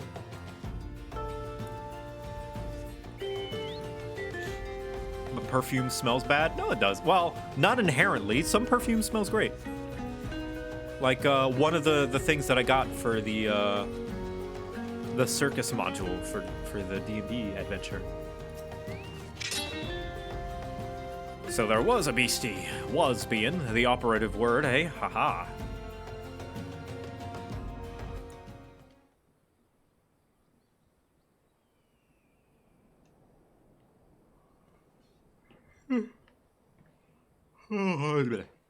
Well fought, sir. Well fought. If only I were in better health, I should have been proud to stand at your side. Pay my son no mind. He forgets that his responsibilities preclude acts of daring do. Oh, look at the boy. Be that as it may, I cannot help but envy you. Had we been able to call upon heroes of your strength and skill in Doma, things would have been very different. But we cannot change the past. Those who fought and fell are forever lost to us. Lost but not forgotten. Lady Ugiri's kinsmen least of all. They fought fiercest, though they knew full well it was in vain. She had every right to walk away, yet she chose to stay. Food, shelter, the premise of a better life. All this and more we owe it to her. How does one even begin to repay such a debt? In kind, Father. To she who has given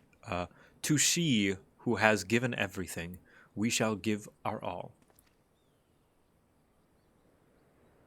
Whatever work there is to be done, we shall do without question. Ditch digging, bricklaying, it matters not. Revenant's toll will grow and prosper by our hands. Oh, it's good that he has that optimism. Oh!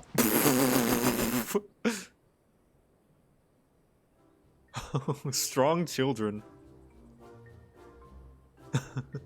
Hey, Mr. Victor! Koharu and I wanted to know why you became an adventurer.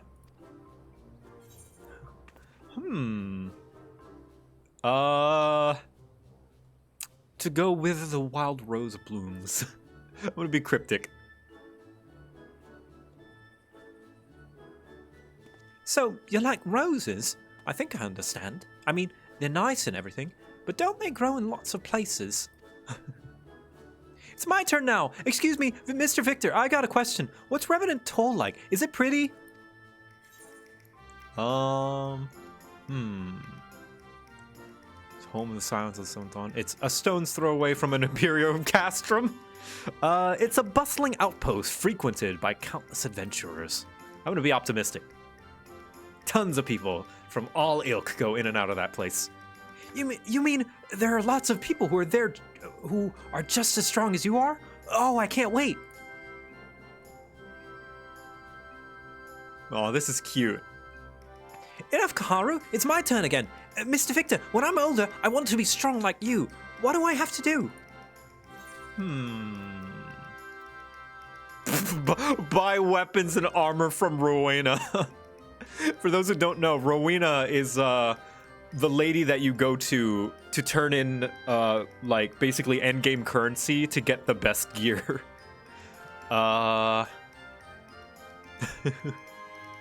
Seek out new experiences and adventures. I'm gonna be that one. Of course, to be a better adventurer, you need to go adventuring.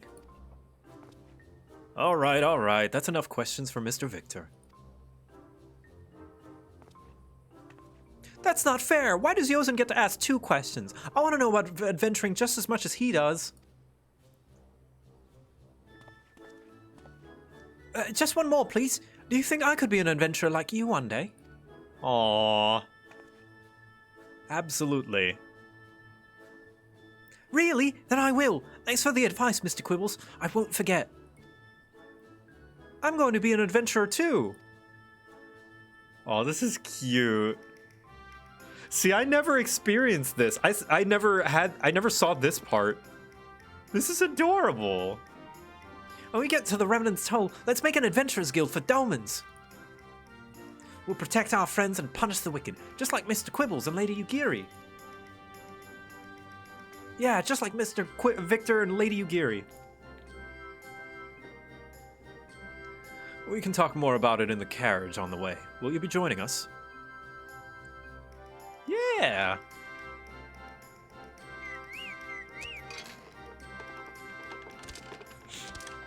This is cute. I mean, it's filler, but it's cute little filler. Sometimes some levity is nice.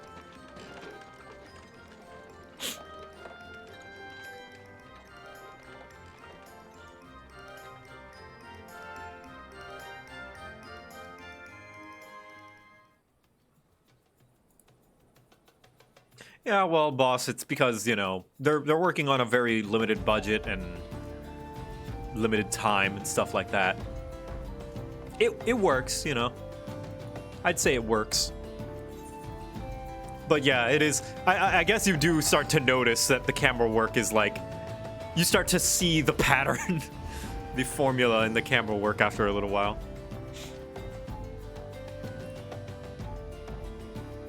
It's just noticeable. Yeah, that's true. It is. I mean, you're not wrong. They do that.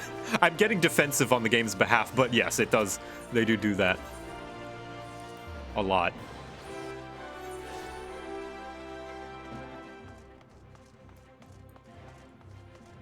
You're not wrong. Just like Steven Universe shot reverse shot so much. Ah, Victor. I take it the group has arrived. Excellent. Is there aught else? No, I have matters well in hand here. You and Lady Ugiri should travel to Revenant's Toll forthwith. Now, let me see. These quests used to be nicknamed the 100 Quests of Hell. Let's see. Post ARR quests. They've been cut down to 80, I think. I think there are 80 quests.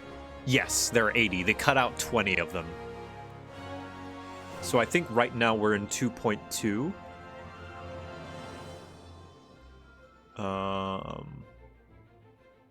Yes, we are currently in 2.2. In this section alone? Well, no. Right now we're halfway through 2.2. Just about. So, like, when at the beginning of the stream, when we're, like, finally at Revenant's Toll and the Rising Stones, and it's like, this is our new home. That was the end of 2.1. Plenty of ducks, hey! Thank you for the bits. You meant all of ARR, yes. So, all of base A Realm Reborn has, let's see, how many quests? There are 185 to 188, depending on which starting area you pick. Base ARR has about 180 quests. Post ARR has 80 quests. We're in post ARR. It used to be worse. It used to be worse. Yeah. It is past time Lady Ugiri met with the guild representatives in Revenant's Toll. Since I do not foresee any further matters arising here in Thanalan which might require your personal attention, I would instead have you serve as an escort to the Doman delegation for the duration of the journey. I don't mind post-ARR quests, TBH. I even kind of like them. That's fine. It's okay to like it. I mean, I like a lot of bad junk food. Speak first with Slafborn upon your arrival. He is the one of whom the Domans will be working most closely, I should think. Afterwards, introduce Lady Ugiri to Minfilia and the guild emissary. If both meetings go well, the resulting tie should stand the Domans in good stead for that which is to come. Safe travels, Victor. It has its moments, it's just too much. Yeah, agreed. Yeah. The story itself is fine. Even good at lots of parts of post-ARR. It's just really long and tedious.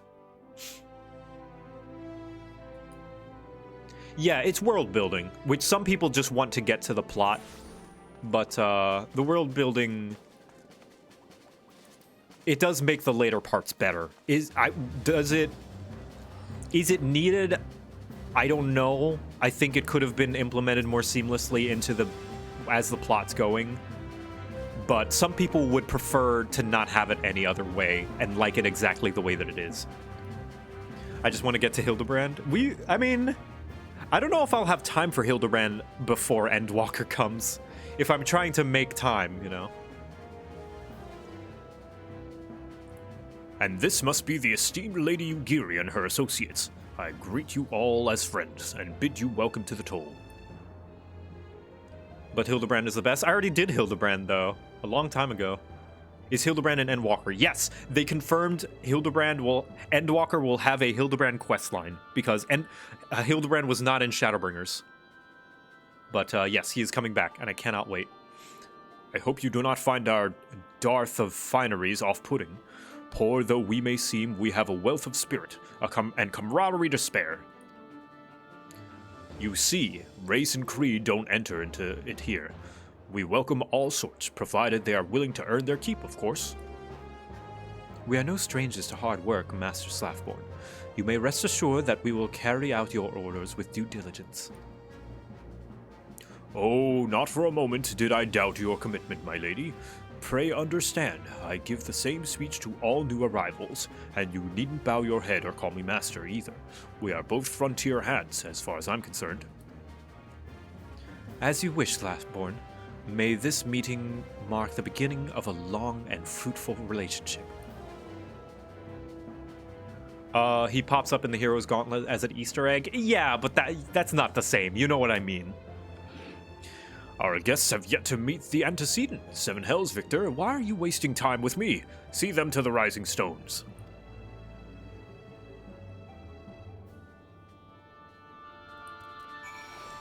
Yeah, she's got to meet Minfilia. To whom much is given, much is expected. Forgive me, I require a moment to compose my thoughts before meeting with your leader. We shall join you at the Rising Stones anon.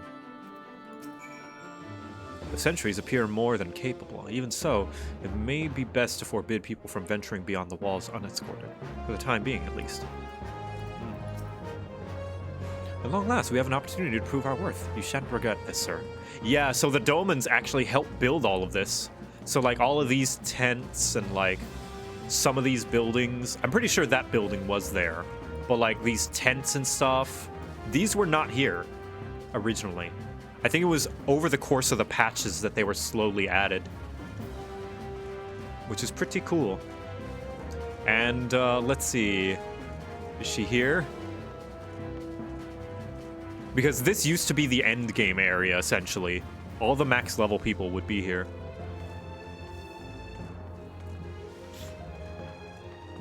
Is she here? Yeah, script exchange. No, not this. No, not here. Where's Rowena?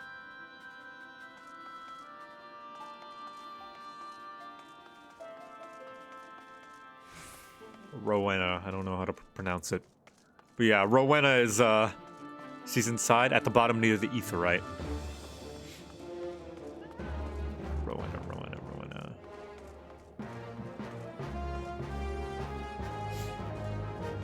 Maybe she's not here because I have it in, New Game Plus. In the large building? Oh! North part of the city.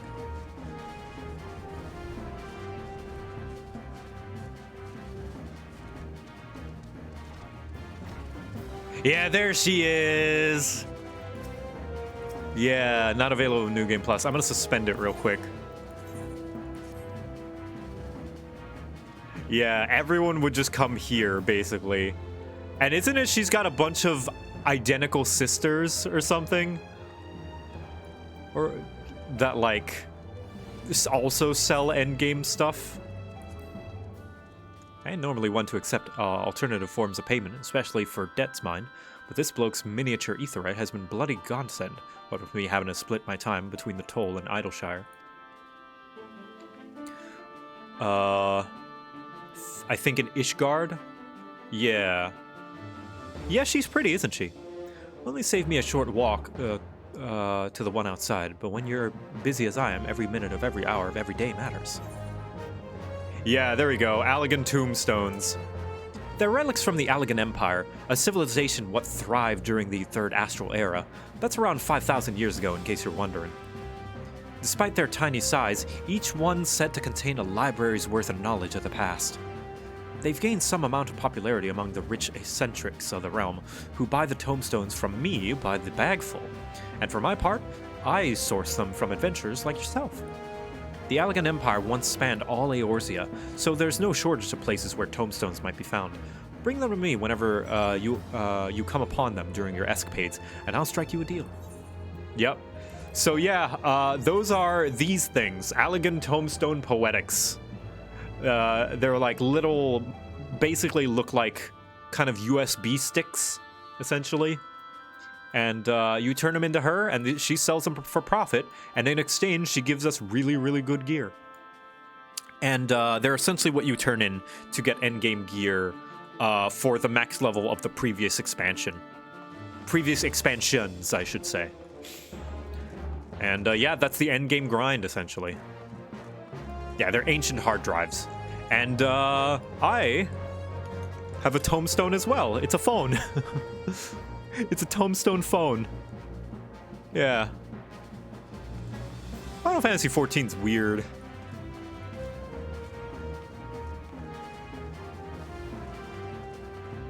They were originally endgame currency for ARR and Heavensward. They're still pseudo endgame currency, you know, because you turn them in to get Skaven gear, which was the best gear in the game during Stormblood. And I'm sure once Endwalker comes, this Crypt Lurker gear, which basically looks like Dark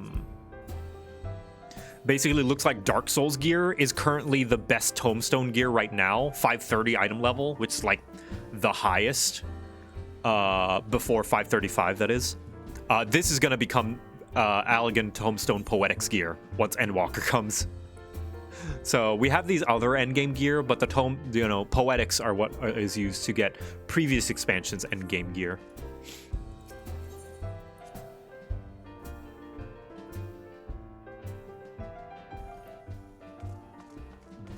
You need them for Shadowbringer's relic gear. Ah. Oh, whoops. Spoilers. Spoilers. I need New Game Plus. Resume.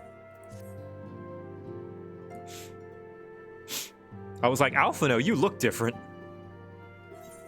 What glamour do I use? I use Titanium Bastard Sword. There we go. Yeah, outfit spoilers, not actual spoilers. Don't worry.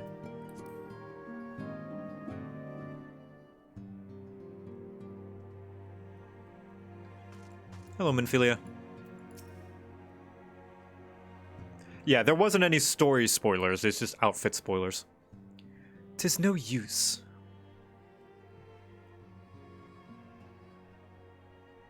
Our attempts to reach the students of Baldessian continue to meet with failure. Eorzea has explored other avenues of inquiries, but they too have yielded naught. We will preserve, of course, yet within our hearts the truth is clear. We are but awaiting confirmation that which we already know.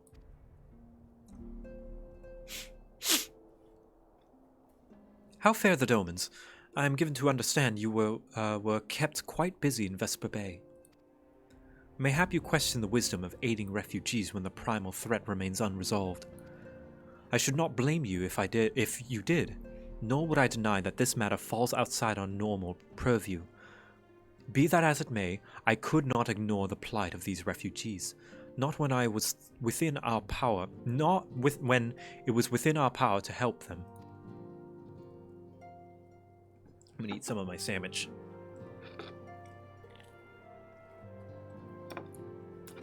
Lady Yugiri is here. Please show her in. I should very much like to meet her.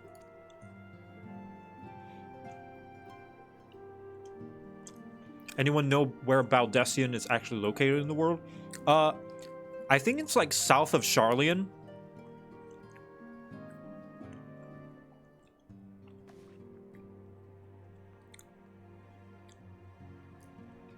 We have no objections. Pray do so with our blessing. Your answer pleases me beyond words, my lady. But are you quite certain? We have no way of knowing how many might answer my summons. In the event of that Revenant's toll could not accommodate us all, we would need to find an alternate solution. Should that come to pass, we will find it together.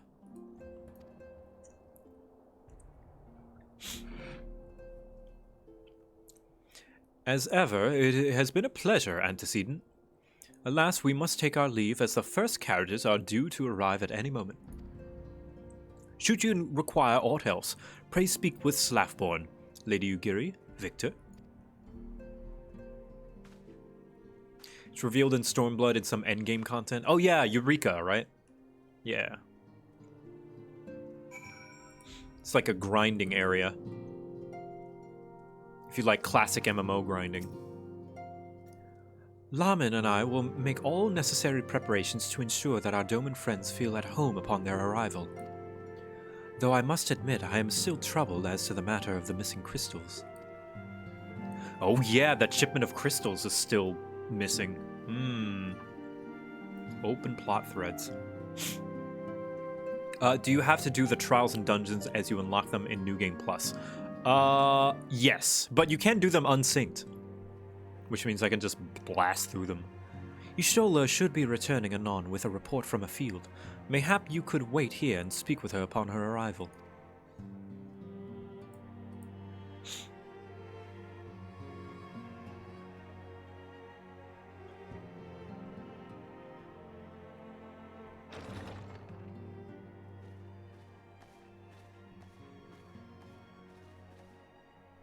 How goes the fishing? Caught anything slippery? Aye. Our suspicions were well founded. The serpent reavers are indeed the culprits. Oh, the Sahagin, the fish people. The plot thickens. Has there been any movement in Thanalan? It has been blessedly quiet. Which is to say the Amalja are being no more or less of a nuisance than usual, summoning a fleet with such crystals as they have hoarded. Eorzea, too, reports not out of the ordinary. Then we have our explanation. Your explanation for what? Pray tell. For the recent spate of crystal thefts in Thanalan, we naturally assumed that the trail would lead us back to the Eorzea. Yet it did not. It led us across the sea unto Vilbrand. Vilbrand? For those who don't know, Vilbrand is the island that Limsa Lominsa is located on. There have been reports of increased Sahagin activity of late. Oh gods. They mean to summon Leviathan? Leviathan! Leviathan! That is the way of it, I fear. I think I might show you guys, because so much of this game is based on locations and stuff. Jesse Cox's lore video is a fantastic geography lesson, rather, on like the world of Final Fantasy, and it's no spoilers. In fact, I think it helps keep track of the story better when you actually know the names of the locations, because they just exist in this world and they're referenced over and over again. So it's good context to know. Whilst conducting our investigation on behalf of the mineral concern, we came upon evidence implicating the Serpent Reavers. And it's not spoilers either. Like, none of these places are secret. And, you know, they don't, like, reveal, like, dun dun dun, it's Gridania, you know? No, it's like, you know, we should know of these places. With the aid of the Maelstrom, I was able to verify our suspicions. 'Tis only a matter of time before Leviathan returns to harrow the seas. But there is more. One of the Sahagin, an elder by my judgment, spoke of attaining the gift and knowledge of eternity.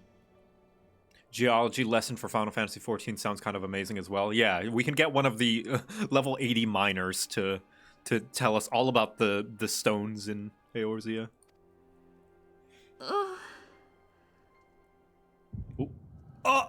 Oh god, it's contagious.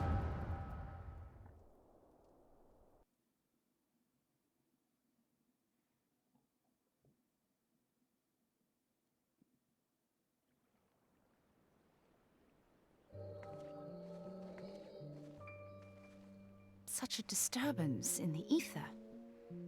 If I did not know better, I should think this device defective.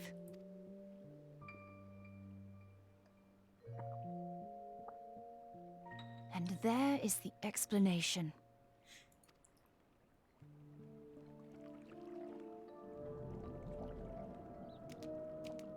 Soon it shall begin.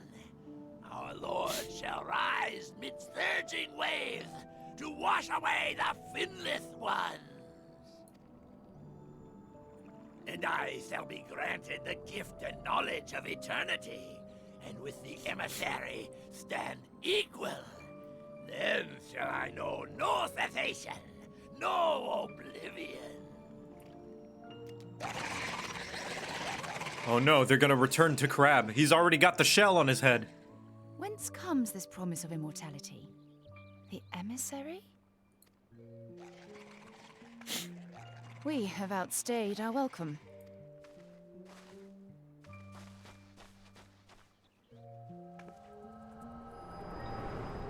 I'm so happy right now I'm catching a JoCat stream. Welcome! It is not as exciting as it sounds, admittedly.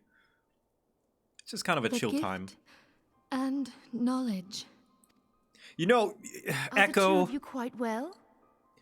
You know, I appreciate the extra context, the Echo power that I have, but Y'shtola could have just told us all of that stuff. And in fact, she did. You shared that vision, did you not? A little bit unnecessary, but yeah. Even before the Sahagin made mention of the emissary, I recognized Elidibus's words. He is behind this. But surely it is not within his power to grant the Echo. My lady, unless we act swiftly, Leviathan will rise again. The Admiral has already requested that we intervene to prevent this. Failing that, we are to attend to the Primal's extermination. She will have our full cooperation. Let us make haste to Limsa Lominsa. All right. I mean to play a part in this mission. Tataru, pray, take charge in my absence. Oh my gosh, Minfilia's gonna do a thing. My lady, are you sure this is wise? Yeah, you haven't lifted a finger all of Rome Reborn. I am aware of the risks, but there is something I must see with mine own eyes. The true nature of the Echo. Very well. I shall not stand in your way. On the condition that you permit me to accompany you as bodyguard. Your company is ever welcome, Thancred. I take it something ill is afoot. Aye. A primal is about to be loosed upon Eorzea. It's a long story. You probably know about those, right? Primal? A godlike being whose very existence is a bane upon the land. We scions of the Seventh Dawn are sworn to put an end to their kind. Yeah, we'll give you the lore dump some other time. In fact, Jesse Cox has a fantastic video I could recommend to you, Yugiri.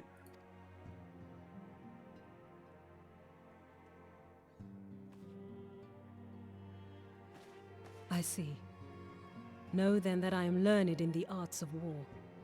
In return for the kindness you have shown my people, I would lend you my blade. It would be most welcome. When contending with a primal, one can never have too many able allies.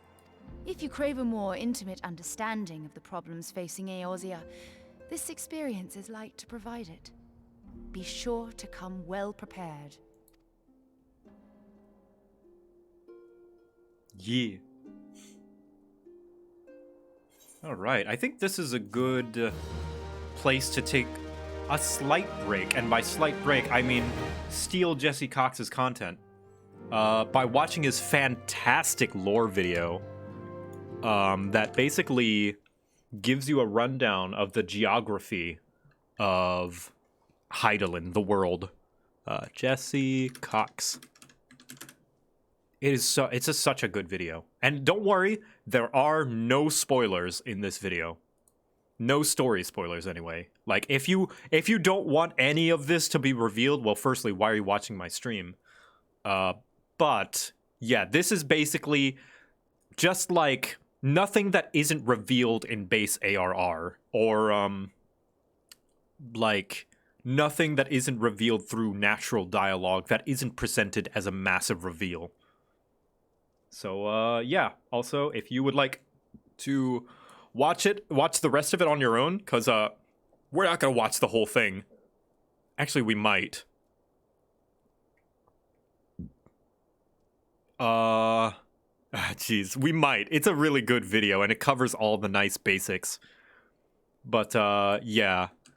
Please support Jesse Cox. That is the video. Watch party. Watch party time. Playing it. So let's start from Final Fantasy XIV is a sprawling, thoughtful story spanning across a base game, a reboot, and at present, 3 expansions. There's so much content, and all of it is truly important to the tale the devs are trying to tell. And for those of you who are looking to jump into the game and fall in love with a new MMO adventure, it might seem a little overwhelming. Now, here's the thing about Final Fantasy XIV's lore, actually. Like, you think, like, oh, lore, you think Dark Souls, you think World of Warcraft, where you have to read up on a bunch of books and all that, and, like, watch a movie and, like, play, like, a card game where the lore is hidden on the cards. Final Fantasy XIV doesn't do any of that. Now, although we are watching a lore recap video to like put it all in a condensed, like, consumable format, you can still get all of this if you just pay attention to what the characters are saying and remember, like, plot. They say it in the main story quest. Everything in here is covered in the main story quest. So none of this is hidden. None of this lore is hidden at all. You don't have to hunt for this lore. This video simply exists for people who need a refresher or are bad at paying attention, like me, or just like as a nice little bite-size cliff notes, you know? You didn't watch the anime OVA that was sold separately from the game? Too bad. You won't know how to start the plot. Yeah, exactly. No, don't worry. This game is really good at putting everything that you need to know in the main story quest. Yeah. because at its core, Final Fantasy XIV is an RPG first and foremost. So joining up now might seem like you've already missed out on so much. But I'm here to tell you, you haven't. You can still join in on the fun. And if you're kind of worried about being lost, consider this video series my attempt at an easily accessible primer to the game world. And that's exactly what it is. This will serve new players looking to catch up, and might be a fun way for longtime fans to refresh themselves on key plot points. Yeah, that's me. Now, if you follow me for a long time, you know in a former life I used to be a history teacher. So I'm gonna try and tackle this the same way I would try to teach a class on the subject. Jesse's my break dad. It down, try to deliver all the things you need to know My teacher without dad. getting in the minutia and also spoiling major plot reveals. I figured to preserve the fun of actually playing He's not the game, actually. we just don't want to say But I like to all call the him my facts dad. we know right away, and instead we'll reveal them over time as they would be revealed in the story.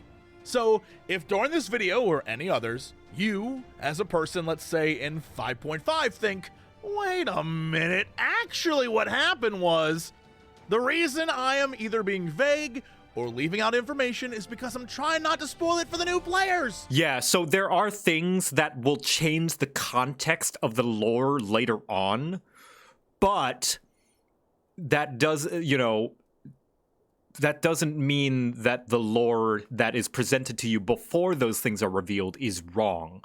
There are very few retcons in this game. It rarely happens. They have a very nice and firm lore Bible. You understand? Anyway, enough introduction. Let's begin our first lesson, the world you're playing in.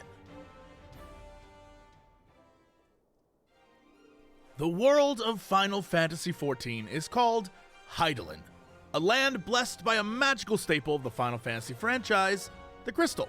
Now, if you've never played a Final Fantasy game, you don't need to worry. The Crystal, just like Chocobos or Moogles or whatever, is just a trope of the franchise. None of the Final Fantasy games are actually connected in any important manner. However, Final Fantasy XIV does pay homage to those games that came before it in some very fun and fan-servicey ways. But none of it is important to the story. All you need to know is that there's a magical crystal, also called Hydaelyn, that bestows the blessing of light upon your character, giving you the fantastical powers you possess. And this crystal is connected to the planet, or star as it's often called in game. Just know that every time they mention our star, they mean the planet. Anyway, it's connected to the planet, or star, through this mystical force called ether. For longtime Final Fantasy fans, think of it like the life stream. Or for Star Wars fans, it would be the Force. Or midichlorians if you want to make them upset. Actually, it's funny. Final Fantasy does midichlorians better than Star Wars, because what people didn't like about Star Wars, I feel like, wasn't inherently that the Force was now measurable in the fact of midichlorians. It's like how they went about it. But Final Fantasy basically does that. The Force and ether and all that is measurable and calculable, like midichlorians, except they do it better. It flows through the land, and it is both nature and magic. Things are born from it, and when we die, we return to it. It's just a creative way of explaining where the major elements and magics come from, and it can sometimes leave behind crystallized versions of itself that can be used in everything from the complexity of fast traveling across the world to building a simple bookcase. And so, you might logically think that this means all the peoples of the world worship the ether and the crystal, and that's definitely not the case. This star, our world, is filled with a wide variety of peoples and cultures, all with their own customs and beliefs. They have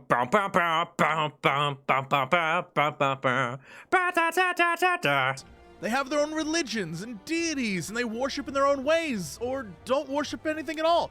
So while yes, there is this magical crystal, and there is the ether, there is also the passage of time, and different cultures developed differently, and the game tackles all of that. In our part of the world, where much of our story takes place, for example, we've got the 12, which are a group of ancient deities, each associated with an element in a calendar month. When you make your character, you even select which of these 12 you're born under. And in other parts of the world, they don't give a damn about the 12. But I really like that. I think that's really, really cool that it's like Yeah, there are other cultures and beliefs and religions that believe in different gods and trust in different gods and beings and stuff like that. That's pretty neat. Behind it all, in the background, is the crystal and the ether, and that's how it all works. Because no matter what beliefs the people have, the presence of the crystal and crystals in the world still hold great power. They are revered as a way of connecting to their Hey, we just saw that little moment, except through the echo. deities. This power can allow tribes of men or beasts with enough resolve to literally summon forth a type of elemental god called a primal. These creatures could be the deities they're worshipping, or they could be something else. But either way, they are powerful and dangerous because they feed off the devotion of those around them, tempering mortal souls to their will and feeding off the ether. Basically, making mortals mind-controlled slaves to the primals. But even with that danger, many people are determined to make the sacrifice, be it out of need or some other cultural importance. And the reason I'm bringing all this up right now and just bombarding you with all this is because this isn't one of those games where everyone and everything is segmented from each other until you buy a new expansion. These different races and different peoples from far-flung cultures and international locations, they aren't unknown to you. From the moment you start the game, you hear tales of far-off lands. You know legends and histories of other kingdoms. It's all connected. And as you go on your adventures, you'll meet people from these places long before you actually go there in a future expansion. Yeah, and like ether and primals and all of that stuff, it's not a one-off plot point for like a single quest line. It's a law of physics. Like, ether is this game's physics. Just like gravity. It doesn't just appear 1 second and then the next expansion it's not relevant anymore. It's there. It's part of the world. The actual world. I once had a conversation with a friend about why the trailer for the upcoming expansion Endwalker was so exciting when, in his words, it just seemed like a series of locales with not much story. I had to explain to him the reason fans were so excited was because for years we've heard of these places, we've met people from these places, but now we finally get to go to them. It's like knowing Japan exists, wanting to visit Japan, and then finally getting the chance. It's exciting. So I think before we get into the who, when, and why of Final Fantasy XIV's history, we should take a look at where, because it's important and need to know. Final Fantasy XIV's world consists of 5 major continents, but the current version of the game only really takes place on 3 that are connected together, seen here. Yeah, my dancer friend wept for joy when they saw one of those areas. Yeah, because dancers are from Thavnair. They're Thavnarian, you know, the outfits are called Thavnarian, which is like very Indian-esque looking. And Thavnair, you saw, it looks very much like India, like fantasy India, and it's so colorful, and I can't wait. A lot of relic materials are also from Thavnair. Yeah, exactly. From left to right is Aldenard. That's where we are. Ilsobard. That's where the Garleans rest. And Othard. That's where Yugiri's from. Othard, or the Far East as it's often referred to, is home to several important nations in our story. The first is the island nation of Hingashi, which is kind of like a Japanese analog, or as I lovingly call it, Anime Japan. It's a reclusive island chain ruled over by what is essentially a shogunate, with a past that potentially stretches all the way back to the ancient Allegan Empire, which is something we'll talk about later. Its biggest port, Kugane, is open to trade with the rest of the world, but honestly, most of the island chain remains a mystery to outsiders. And when you see that the locations of these continents, you really get an idea of how far they traveled. Like, if Othard is Asia, then Aldenard, the place where Eorzea is Africa. Imagine traveling from China all the way down to South Africa by boat. What a trek. To the west, on the mainland of Othard, is the nation of Doma, or sort of a China analog. Located in a region known as Eorzea, its kingdom sits on the One River, which provides the Domans with all they need for their way of life. In Eorzea's north is the Azim Steppe, occupied by a wide array of nomadic tribes, basically a Mongolia analog. South of Doma lies the nation of Dalmasca and its capital of Rabanastre. For Final Fantasy fans, this is a huge fan servicey thing just for you. Yeah, we're watching Jesse Cox's video. It's called Hydaelyn's History, Final Fantasy XIV Lore for Beginners. There are no plot or story or character spoilers. Do not worry. But yeah, Final Fantasy XI / Final Fantasy Tactics. Yeah. It's fun little fan service. Spanning the deserts of the east to the jungles of the west, Dalmasca is situated at a crossroads of international trade between Othard and its continental neighbor to the west, Ilsabar. So let's talk about Ilsabar, the second major continent. Actually, it's even further than Africa. It's like going from Asia to the Americas. Not much is actually known about it at present. Look at the map itself. Most of it... Yeah, 12. Sorry, not 11. 12. Final Fantasy 12. It's covered with clouds to symbolize this lack of knowledge. But what is known is that it is ruthlessly controlled by the Garlean Empire. Its capital, seated in the northern reaches of the continent, the Garleans will play a major role in things to come. So we'll come back to them. I say Eorzea is Europe. No, I think Ilsabard is Europe. Like the Garlean Empire, see how it's situated? If this over here is Asia, I would say this would be Europe, except it's massive. Like huge Europe. To the oceans in the south is Thavnair with its city-state of Razathan, a colorful nation of traders and crafters who have maintained their independence from Garlean rule due to a strict policy of non-interference. Not Russia, or Russia, maybe, I don't know. The island sort of serves as a waypoint for travelers between east and west. And finally, this brings us to the third continent, Aldenard. Like, I guess maybe I was influenced by Jesse's comparison that he compares this to Africa, but I guess it maybe, even though geographically it might seem very Africa, it does seem more traditional European fantasy. I guess that makes sense. Yeah. Yeah. The shape even looks like Africa, yeah. But I guess, yeah, Garlean Empire would be like kind of Russia, and Aldenard would be like Europe. And not the Americas, because there is more to the map to the left that we do not see. The main focus of our game. Now, a lot of times in the game, you're going to see people talk about Eorzea and Aldenard, and they're going to be interchangeable. The best way to think of this is like Great Britain and England. Eorzea is the whole thing, while Aldenard is just this part. And the Northwestern Ocean is what is known as the Old World, a series of islands where, at the heart, is the isolationist nation of scholars, Sharlayan. That is where Alphino and his grandpa Louis Sois were originally from, and a lot of the Scions actually studied there, and in Sharlayan. Or as it's sometimes known, Old Sharlayan. Revering those who devote their lives to study, this nation of academics rarely involves itself in the affairs of other nations. In fact, it mostly just hoards knowledge for itself. Its governing council, the Forum, is secret and selective about what knowledge it allows to be released into the world and how it's disseminated. On the total opposite end is Alamigo. Prosperous from its early days of salt trade, the nation became a mighty force, and some say the most powerful military in all of Aldenard. For years, they were a strong bulwark in the east against the forces of the Garlean Empire, leading to a proud and stubborn people. The north of Aldenard is ruled by the... And Alamigo, we actually met a lot of refugees from Alamigo, so that strong military was toppled and taken over by the Garlean Empire, and that's why there's so many refugees around now. Theocratic Ishgard. Its holy see rules over the lands of Kurthis and puts faith above all else. Controlled by the church, but maintained by 4 high houses, it's basically Game of Thrones.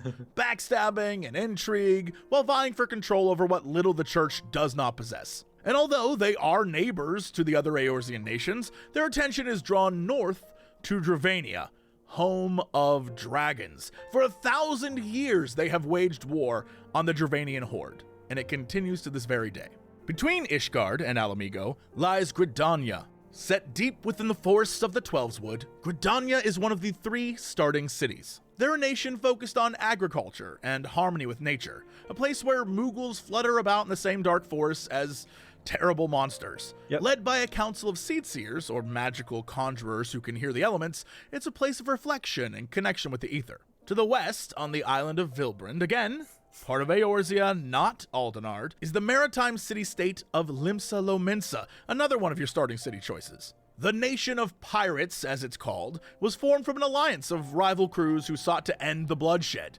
But in recent years, the nation sort of seeks to move away from its plundering past. And finally, in the southern deserts, the last starting city, Ul'dah, an affluent culture of merchants and miners, teeming with unimaginable wealth and unthinkable poverty. Ul'dah finds itself at an inflection point, making it the focus for much of the game's story. Yeah, because Eorzea doesn't really have a capital, quote unquote. But if there were a capital city, I think it would be Ul'dah. Although the city-state is technically controlled by a sultanate, the true power is held by the Syndicate, a cabal of mostly wealthy businessmen. And that's the three main continents. I know, it is a lot, but thankfully you can revisit this video, rewind, do whatever. If you have any questions, hey, that's what comments are for. But I did mention there were 5 continents. The 2 others, Miracidia and the mysterious New World, are not on any current version of the map. Yeah, so there are 2 more continents that are missing. So there's still plenty on Hydaelyn left to explore. The way I've always thought of it is if you look at the map, it kind of looks like Earth, right? And you can see the 3 major continents are kind of like where Africa, Europe, and Asia would be. Then Miracidia would be Australia, or maybe Antarctica, and the New World would be the Americas. I also say this because in-game, there are hints about what's going on in the New World, and it all sounds very similar to the native peoples and cultures from the Americas in Earth's history. Miracidia, on the other hand, is a place where men and dragons and a centaur race and tree-like creatures thrived. They had their own religions and cultures, and were in the past protected by the elder dragon Bahamut. Yeah, so Miracidia is Monsterland. Sentient Monsterland. But, like I said, that was in the past.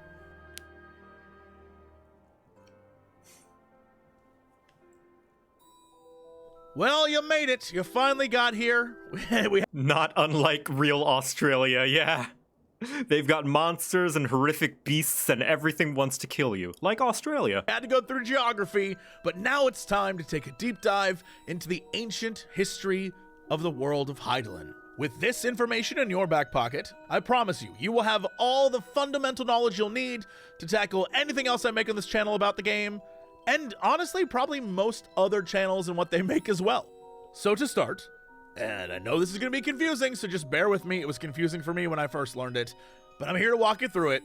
The past is described in Final Fantasy XIV in the terms astral and umbral eras.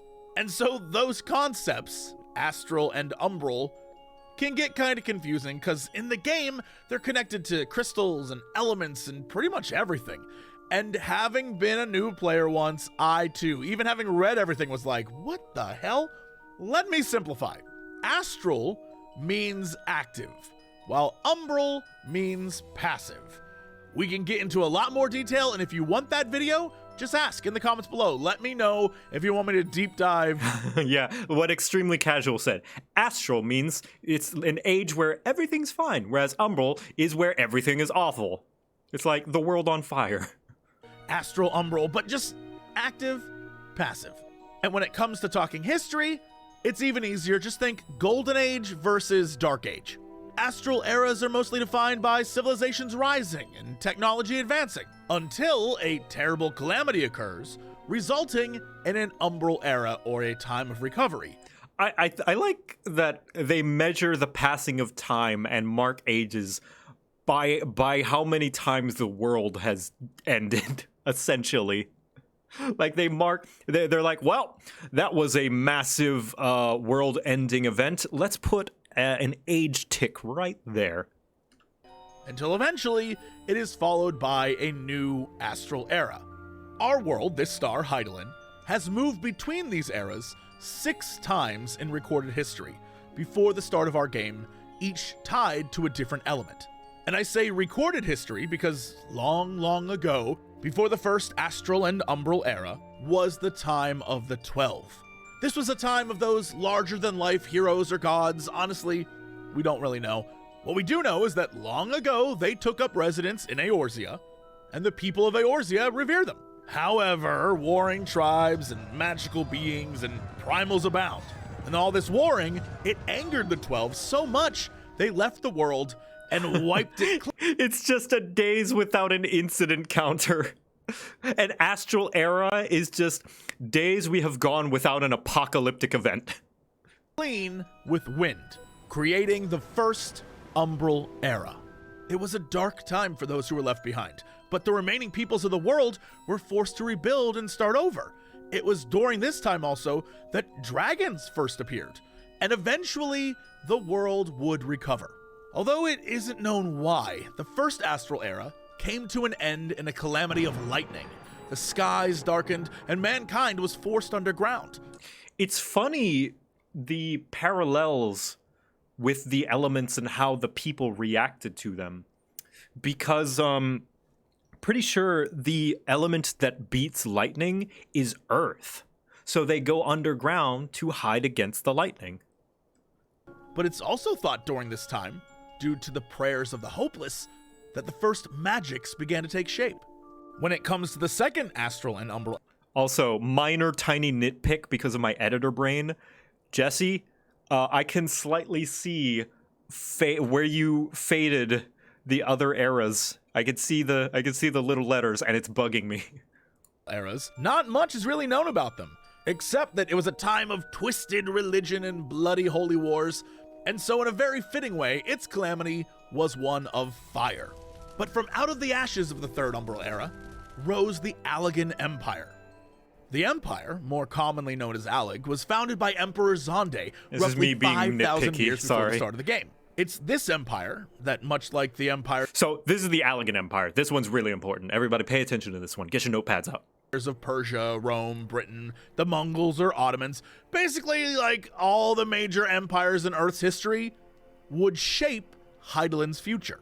Its reach and power quickly grew, spanning the 3 major continents and potentially the entire world. However, the people of Mericidia, under the protection of Bahamut, like we talked about, refused to surrender to Zonde's forces. And although he tried numerous times to invade, he would not live to see a victory, or even the height of his great empire. But it did continue to grow after his death.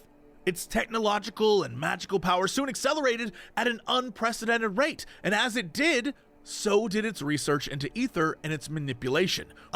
Basically, whenever you see high-tech stuff that's not Garlean, odds are it's something Allagan. It's some kind of Allagan fuckery that has been left behind. It's kind of like the Forerunners, in a way, like from Halo. Like, there's just a lot of way too advanced, way too powerful shit laying around, and all because the Allagans started just messing with things they didn't understand. But they were still very advanced and very great. Oh man, I would pay for an Allagan toothbrush. That sounds amazing. Allowing them to wield it for all sorts of things, like the construction of weapons to even the creation of life. They developed automatons and biotech and flying ships and eventually spacecraft. But, like all great empires, it eventually grew stagnant. Are they more important because they were more advanced than normal, or just new enough for people to actually remember? I want to know more about the earlier eras. No, they're very... So, it is rare to find anyone who is a descendant of Allagans. That's not to say they don't exist, and that's not a spoiler, by the way. It's just like... It's like finding a descendant of you know, the people around... It's like finding a descendant of the conquistadors, right? But even further back. Like, the Allagan Empire was 5,000 years before the game begins. So this was a long time ago. Why they're important is because they basically had all this advanced technology all over the world because they were an extremely, extremely advanced race. Like, look at this. This is straight up sci-fi. To restore it to its former glory, a technologist and magician named Amon sought to clone and revive Zonde in hopes he would bring strength back to the Empire in the form of an immortal leader. And so, long after his death, The reborn Zonde quickly did just that, and the Allagan Empire continued once more on the warpath to expansion, his sights set on Mericidia and revenge. Once did the descendants went into hiding, or were they just hard to identify? Nobody knows. Like, maybe they're among us. Because they're so spread thin. Maybe they're so rare. Maybe there's only one true Allagan of Allagan blood left. Who knows? Who knows? More, his armies descended on the peoples of Mericidia. But this time, odds are probably, like, maybe there's a few random Allagans around Eorzea that don't know they're Allagans, but, you know, that's like finding, somebody said, like, a descendant of King Tut, essentially. Exponentially more powerful than before. However, the combined forces of men and dragon stopped Alag's advance by turning to their gods, known at the time as icons, but what we would call primals. You know, those things we talked about earlier that can be summoned to existence with enough ether and crystals and devotion. So they summoned their icons and once again pushed Alag back. Zonde, furious with his impending defeat, turned to murdering his mages until they discovered a way to deal with these icons. The no spoilers, chat. Was a process by which an icon could not only no spoilers be captured, but used to power Allagan technology, keeping the primal god alive and in the physical plane for as long as they needed. And so the Allagans captured these primal gods and turned their power back against the Mericidians. This, of course, pissed off their guardian Bahamut, who smashed the Allagan forces and pushed them back once again. And so, of course, the fury of Zonde spurred the Allagans to search for a means to victory, leading them to research more dark and twisted means to defeat the Mericidians. This deep dive into the darker waters of ethereal research led them to the Void, a shadow realm outside our own. This would be Zonde's advantage, to unleash creatures of the Void, or as they'd come to be called, Void Sent. These would be things like imps and demons and all sorts of dark monsters. They could possess the dead, twist the weak, and lay waste to Mericidia. And so they did. Mericidia fell, much of it rendered to a wasteland, and finally Bahamut was captured. But he would not be killed. Instead, he was to be imprisoned for all eternity in an orbital space station, drawing solar ether from the sun to a conducting crystal tower on the surface. So instead of killing Bahamut, they captured him, this dragon who was like a protector of all the dragons and monsters. He was basically like their Captain America, essentially. They captured him and imprisoned him and used his power to continue to power the Allagan Empire, which is incredibly fucked up. His defeat and enslavement would power a new age for the Allagan Empire. But victory achieved, Zonde soon fell into a melancholy from atop his throne at the peak of the Crystal Tower. He reflected on his death, his new life, and the seemingly pointlessness of existence. One day, all he had created would be gone. All of his grand schemes would fade. No spoilers, chat. And so, he once more reached out to the Void, and in his despair, drew a sentient mass of Void to his side. The Cloud of Darkness. Together, the two formed a pact to unleash the Cloud onto the world of Hydaelyn. Obviously, this didn't sit well with the many peoples of the Allagan Empire, or the world in general. Revolts and uprisings began to take place all over the Empire. Refusing to give up on his plan and in a desperate attempt to force open the portal to the Void and fulfill his pact, Zonde directed all of Alag's etherical energy to the tower, but it was unable to hold it, bringing about the fourth umbral calamity, a massive earthquake that swallowed the Crystal Tower and brought the Allagan Empire to ruin. He literally made the Allagan Empire so powerful and so strong that the land couldn't hold it. The fourth Umbral Era saw the complete collapse of Allagan society. Technology was lost to time, and when the fourth Astral Era came about, the reformed societies lacked nearly all of the advancements of the prior ages. A calamity of ice is what ended this age, bringing about the 5th Umbral Era, but allowing for more races of men and beasts to move freely and migrate across the frozen seas. The 5th Astral Age was one of great importance and saw the rediscovery of magic. It was during this time that the sorceress Shatoto discovered black magic, setting in motion events that would, again, alter the world. And as magic and its use expanded, 3 great nations arose, each using magic as an engine to power their growth. The first was Mach, founded in what would now be somewhere around here. It was there that Shatoto would delve deeper into spellcraft and create the first black mages, their powers only increasing as they began to access the void, and once again, unleash its terrible power on Eorzea. The next was Amdapor, a nation located right around here. In response to Mach's growing dark powers, they created white magic. Now, to clarify, just like all things in Final Fantasy XIV, black versus white magic isn't necessarily evil versus good or damage versus healing. It's all about how you use it. Yeah, it's just the different... They refer to the different kind of combinations of spells. For example, like the different elements, like you see wind, lightning, fire, earth, ice, all of those are tied to, or rather assigned, either black or white magic. So black magic are very active elements like lightning, fire, ice, whereas white magic is kind of more gentle magics like earth, wind, water. But that is not to say that the more active and destructive magics can't be used for protection or vice versa.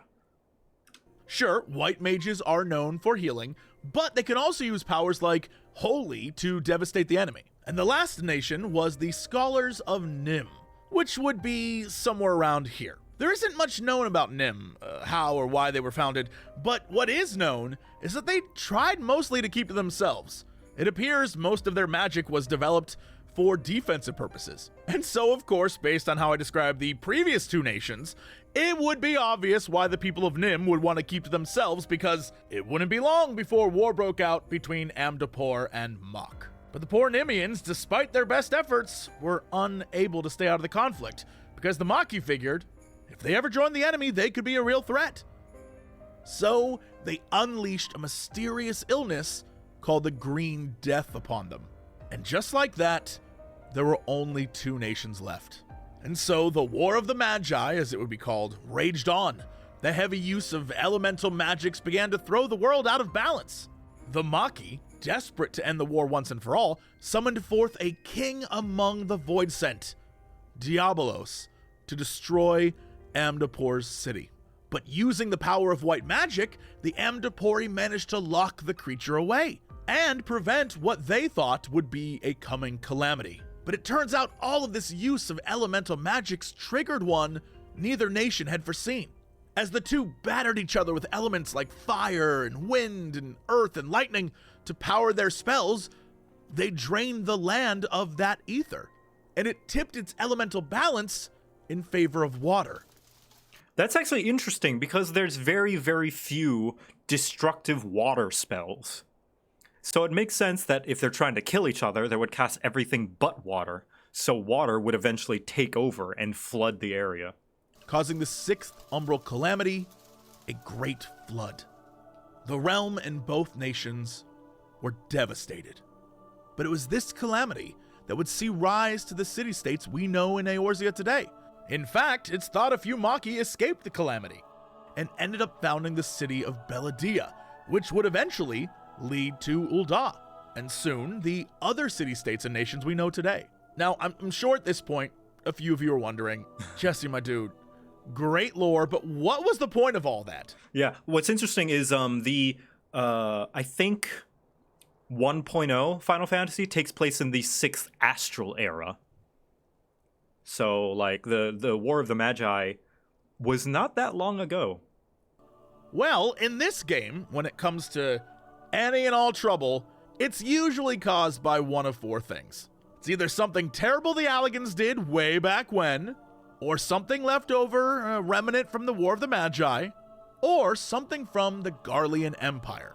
Which brings us to the last bit of lore for this video, Garlemald. The current and biggest threat to everyone who just wants to go fishing and chocobo race. The Garleans, pure-blood Garleans, cannot use magic. Long ago, their ancestors fled north after a terrible accident destroyed their home. And that's all the elements. What does the 7th Astral Era represent? Well, the 7th Astral Era... I think the 7th Umbral Calamity was unaspected, I think they say. So it was not any specific element. So basically the calamity that brought in 2.0. They say it was unaspected. Yeah. And for thousands of years, they existed as a small nation in northern Ilsebard. And as I'm sure you've noticed from what we've talked about, most growth as a nation up until this point came from wielding ether in its various forms. And like I said, the Garleans simply could not. Then 50 years ago, Solus Zos Galvis, a brilliant leader and soon to be first emperor, discovered something called ceruleum, a powerful source of energy found in abundance on Ilsebard. Think of it like glowy oil. This great discovery brought technological change to the Garleans unlike anything anyone had ever seen before. In a single generation, he managed to create a continent-spanning empire and a new type of ceruleum-powered machine, Magitech. To say this quick ascension to power affected the egos of the Garleans would be an understatement. They came to believe themselves to be superior to all other races. They ascended so quickly with no help from magic. And so, with this attitude and the Imperial war machine, they soon turned their gaze to the rest of the world.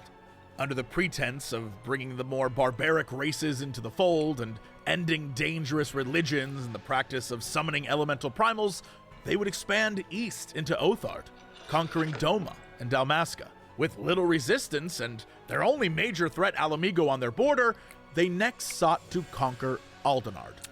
And we just met Yugiri, who is a refugee from Doma. Doma has been captured by the Garlean Empire. And so, 20 years prior to the start of our story, they would attack Alamigo. Suffering from all sorts of problems and internal strife of its own, Alamigo fell quickly to the Empire. Its people outcast or forced into servitude, the great might of their nation in ruins. Now, nothing stood in the way of Garlemald's invasion of Eorzea. It's this invasion that would serve as the beginning of Final Fantasy XIV version 1.0. And so those are the three major obstacles you'll face as the Warrior of Light. So, yep. And he didn't touch on the Ascians, and that's on purpose, because the Ascians are something that you're not supposed to know a lot about, but you learn about throughout the game. They're incredibly mysterious. Anyway, yeah. So here's the link to the video once again. And yeah, you guys can watch that and give it views, and please support Jesse Cox. He's fantastic. Intro of the game shows them too. Yeah. Last few seconds he hints at them. Yeah. No, I know, chat. I've seen the video. He mentions them. He doesn't talk about them. He mentions that is the fourth thing. Yeah. But I guess he's going to talk about that later. Because the Ascians, all of this other stuff is nice to know beforehand, but the Ascian stuff is revealed throughout the story. So I'm guessing once he makes a video on the Ascians, that is going to contain some story spoilers. Plainly, should the worst come to pass, and Leviathan is summoned, our only recourse will be to face him in battle. Given past experiences, you may very well think that eventually inevitable. Yet so long as there is even a chance that the Primal's return might be prevented, we must needs bend all our efforts towards achieving that goal. Were the Ascians in 1.0? Oh yeah, and they looked freaking awesome. Like, they were roaming overworld enemies, and they look like crazy Grim Reaper monsters. Before we do aught else, let us hasten to Limsa Laminsa and meet with the Admiral. She will not have been idle in the intervening time, and will doubtless have valuable information to share.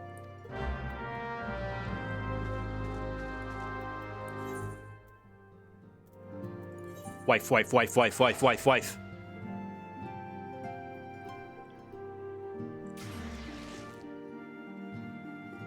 My fault for earlier. It's alright. I mostly just timed out as a little bit of a warning, and also just to get the message out of the chat. But yeah, I appreciate you guys. No spoilers, please, for anyone who is experiencing this story with us. Nice. Nice. Thank you. Wait, can I just... Yeah, I can just go this way, right? Till sea swallows all. Wife, wife, wife, wife, wife, wife, wife. Let me through! I need to let my girlfriend top me. Hold on, hold on, hold on. I need to do something. A rare opportunity.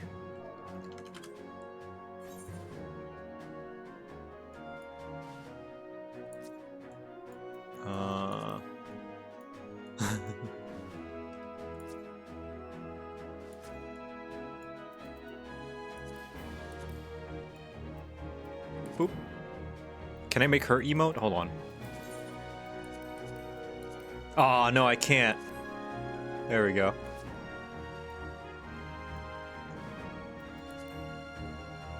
Let's see.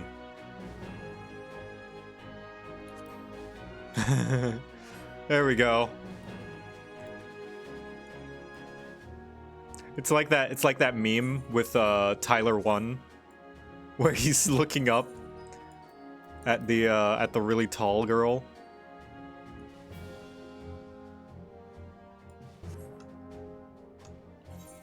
Just Myron.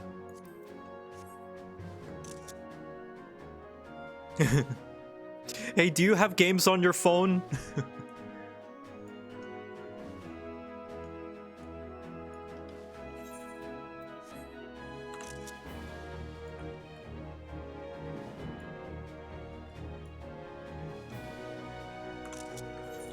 She looks so annoyed. Oh boy. Hello, Admiral.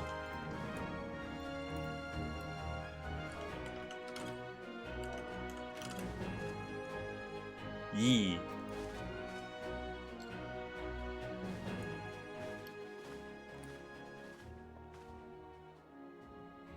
Welcome, friends. I take it Y'shtola has appraised you of the situation.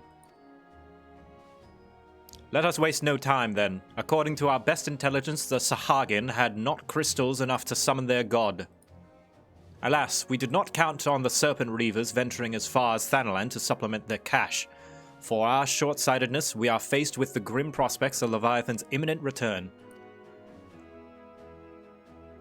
Needless to say, I am not inclined to let the fishbacks have their way. Even as we speak, the Maelstrom makes ready to launch a large-scale operation to thwart the summoning, and we would welcome the sound support in this endeavor. But, gods forbid, if our efforts should come to naught, I will need to trouble you for more than mere support, much as I did when Titan last walked these lands.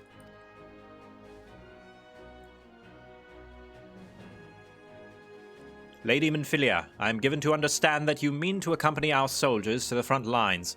I can only assume that you have sound reason for doing so. I do, Admiral, but I would rather not dawn on their nature. I will say only that there is something I would see with mine own eyes. Is that so? Well, I am not so stubborn as to deny the wish of those whose aid I require, but precautions must be taken. I shall require that you remain by my side at all times. When that's settled, let us speak of the operation. Captain Quibbles, our scouts are currently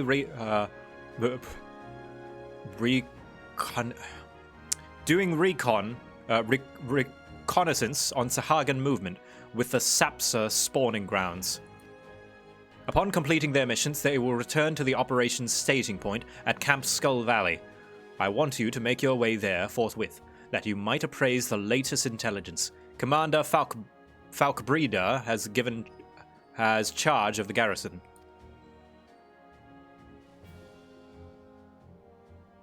Reconnoitering. All right. I love you. I love you, Merwib.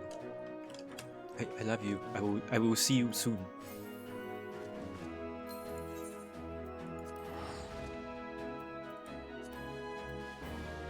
They like big words. Yeah, it's to give, I used to be annoyed at the big words, but it really just, like, sets the tone really well, I think, personally. It is still a little... takes a bit of adjusting to get used to. And sometimes they do use a lot more words to say things than they need to, especially Urianger. But... it is to set the tone. Hello. Ah, so many Femros. Yes. Good. I've been expecting you, Scion of the Seventh Dawn. On behalf of the men and women here, I thank you for your cooperation. The safety of our citizens is paramount. With your aid, we will prevent Leviathan's return.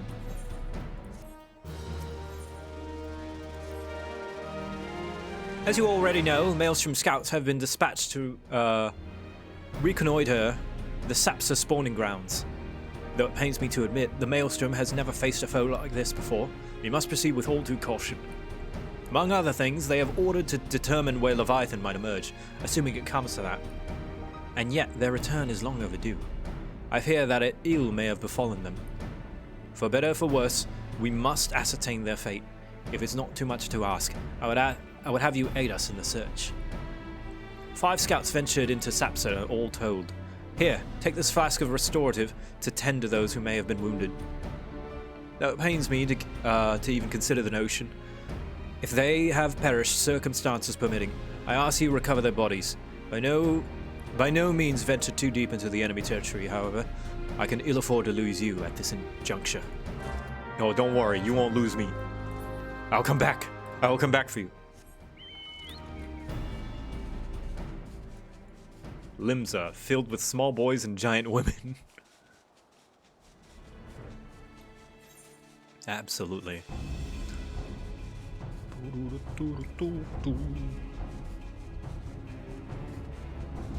Alright. There they are. Are you alive?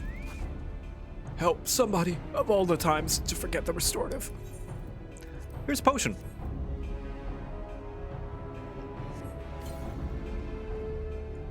Thank you, I owe you my life. We were ambushed by the Serpent Reavers. Lightly armed as we were, we didn't stand a chance. I was able to flee this far, but the others were captured.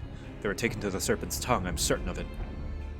I can make my own way back to camp, but I fear the worst for my comrades. Save them, I beg you.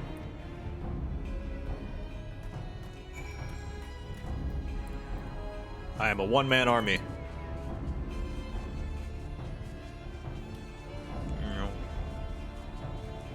And that's why they're a private, and I'm a captain.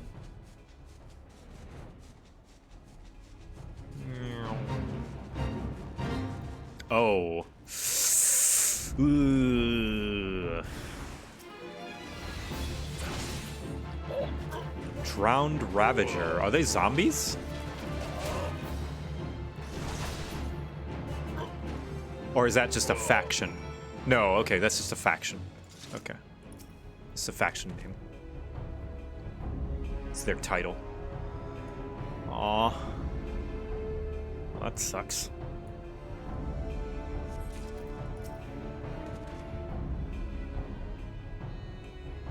Drowned is referring to the tempered victims of Leviathan. Ah.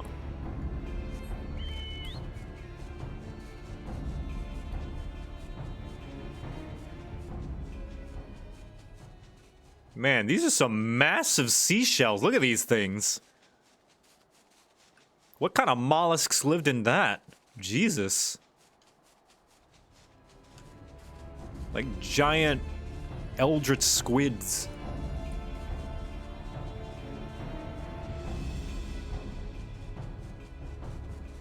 Navigating this region before flying was awful. Oh, yeah.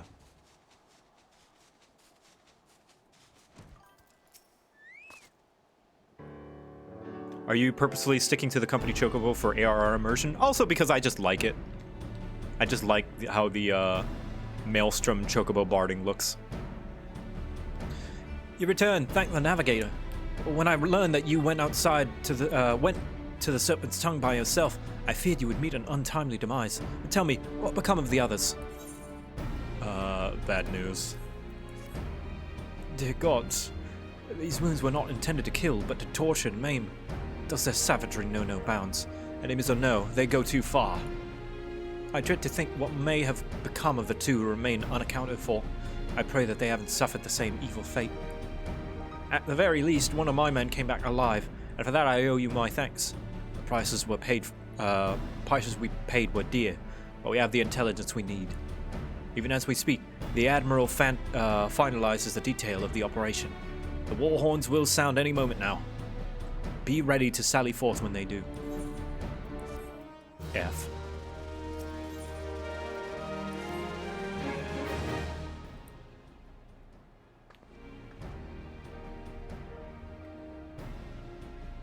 Thrice damn fishback bastards! I kill them slowly and let them then chase their rotten souls through all 7 hells. Admiral on board!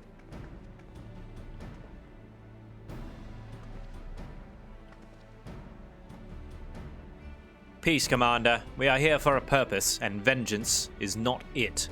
I want your mind on the task at hand, savvy? My apologies, Admiral. You may count on me to keep a clear mind. Good. According to our sole surviving scout, the Sahagin and their thralls have already begun to amass the aetheryte in the depths of Sapsa. If we are to act, it must be now. The men are ready. We but wait your orders, Admiral. As predicted, the Sahagin have tightly secured in and around the spawning grounds. A frontal assault is like to be met with fierce resistance. Ah, but we are not so artless as that, Commander. We shall divide our forces and strike them hard and fast at key locations. Remember, our ultimate objective is to take the Sapspur aetheryte and eliminate Sahagin priest residing over the summoning. We are not here to kill them all.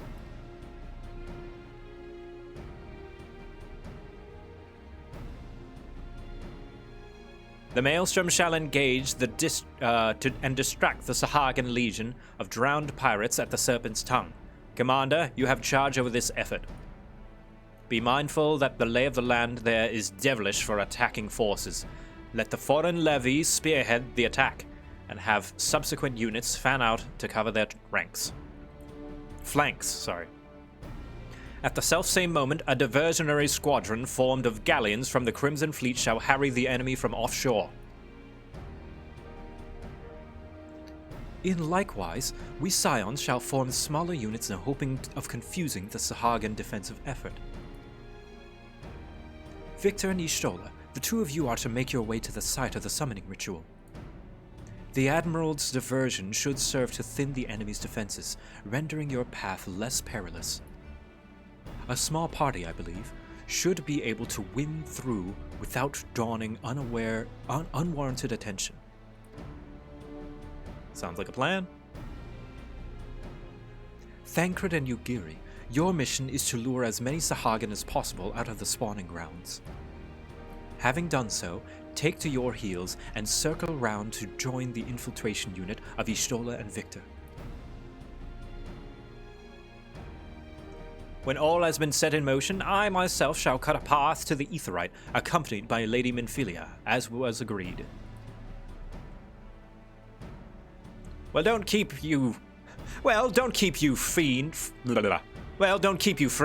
To battle! Reading is hard.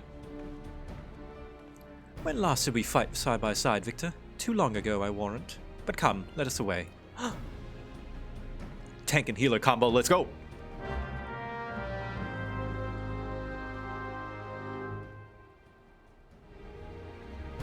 You can now read about as well as you can type, apparently.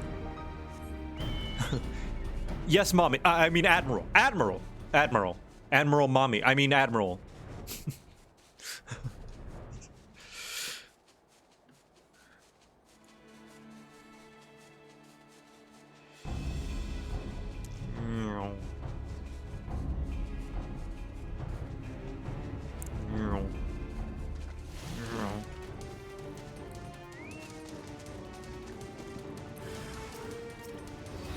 Zoop.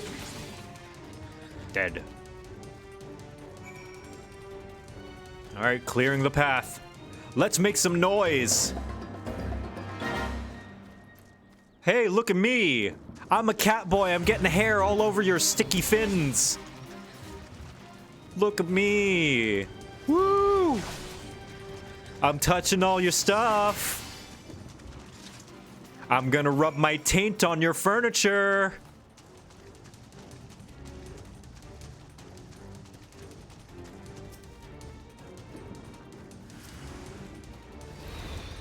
I'm gonna go claw the mattress. Oh, hunting log. There you go. Anyway, looks like that guy's conversation was a dead topic. Yeah.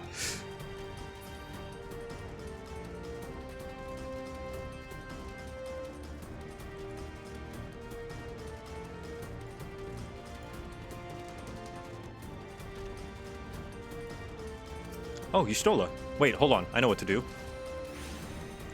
There you go.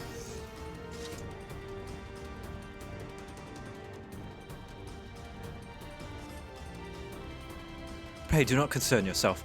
'Twas but a glancing blow. Come, the Aetherite is close at hand. Let us press on.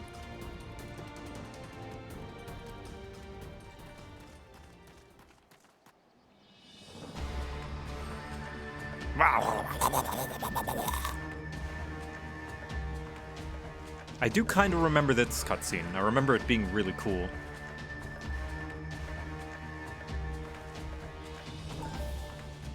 This is the update and introduced Ninja? Oh yeah! With both Thancred and Yugiri. They introduced Rogue and Ninja. Damn them. They have made thralls of soldiers and civilians both.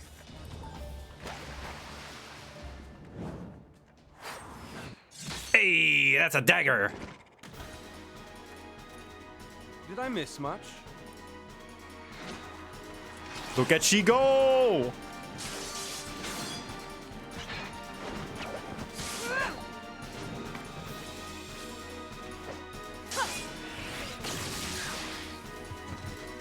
Ah, that's probably a move that existed, but doesn't anymore.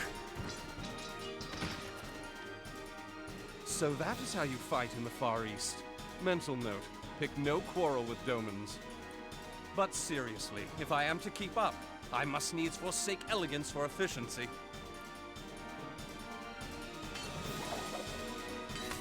And now Thancred is a rogue. Dual wield, yeah!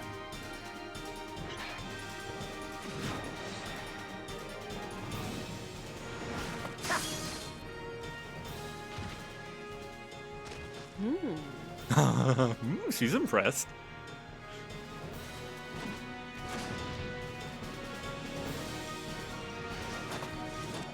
Oh my. She's Myron. She do be Myron, though. To the Aetherite!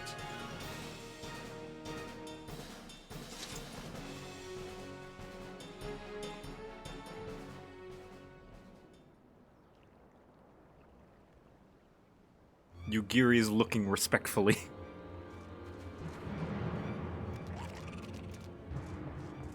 What class is Y'shtola? She's a conjurer right now, or a white mage, one of the two.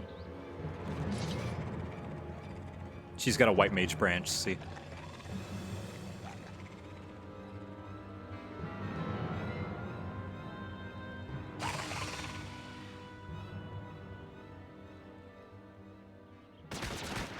Yes! Wife, wife, wife, wife, wife, wife, wife, wife, wife, wife, wife, wife, wife. You'll forgive me my lateness. It's okay. Does this count as our first date?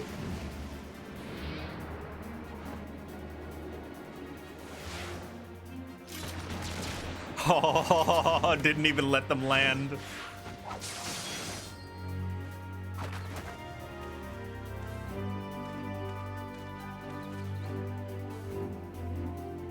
I've been something of a liability of late, I know. 'Tis high time I set about making amends. Oh, wow. That is the first reference. Well, there was a slight reference, but one of the first major references back to when he was possessed.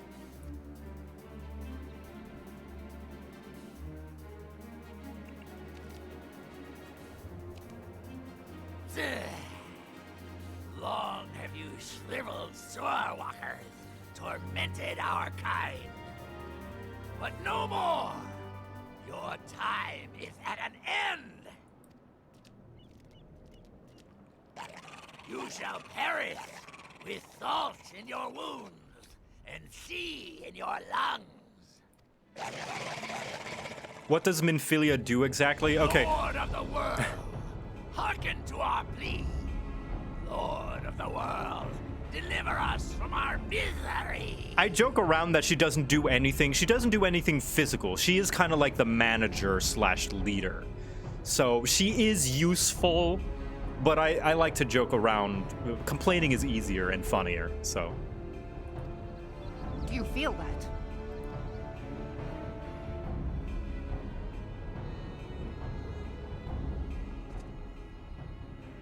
She's the administrator, yeah.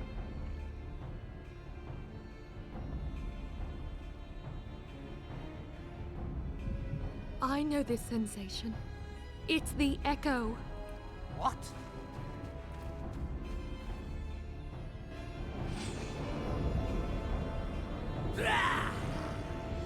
Such power! It is transcendent! Oh, savage. She just shoots the guy.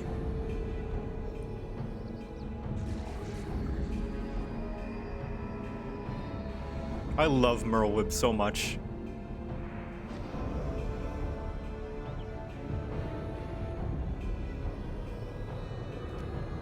Yep, and he just goes into another body. 7 hells. Strike me down if you will. It is futile. I have mastered the gift. I am eternal. O mighty Leviathan, ruler of the thieves, born of waters primordial, I offer unto you this frail flesh, that you might grant your faithful servants deliverance. I beseech you, come forth!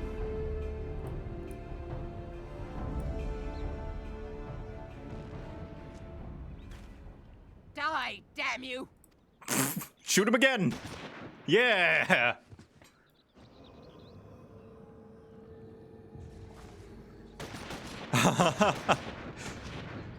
Keep in mind, previously she said, we're not here to kill them all.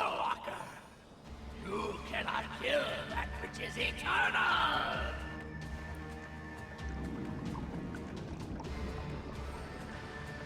Yeah, and apparently, it doesn't need bodies anyway.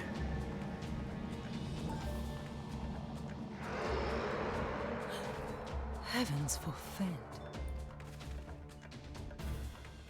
Damn it all! Just shoot it, forehead. My being ebbs away. It should by right be infinite. Oh, Primos don't care, buddy. Am I not immortal? Curse you, emissary! You promised me everlasting. That's what you get for listening to an Ascian. Yeah, they were manipulated by not La Habrea, by Elidibus. Elidibus convinced them to summon Leviathan. Pulling the strings, those damn Ascians. Where did he go?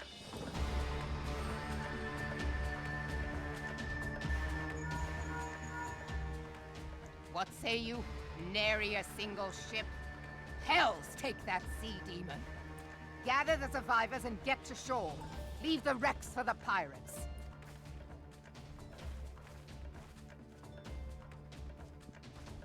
Leviathan wastes no time.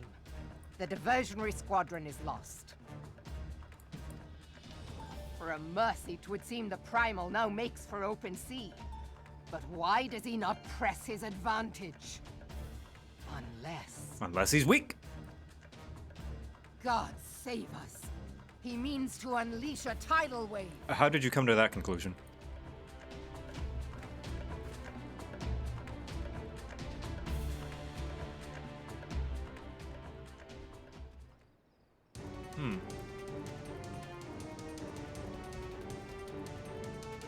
I will say this game does an excellent job of characterizing its villains, Asians included. Oh yeah.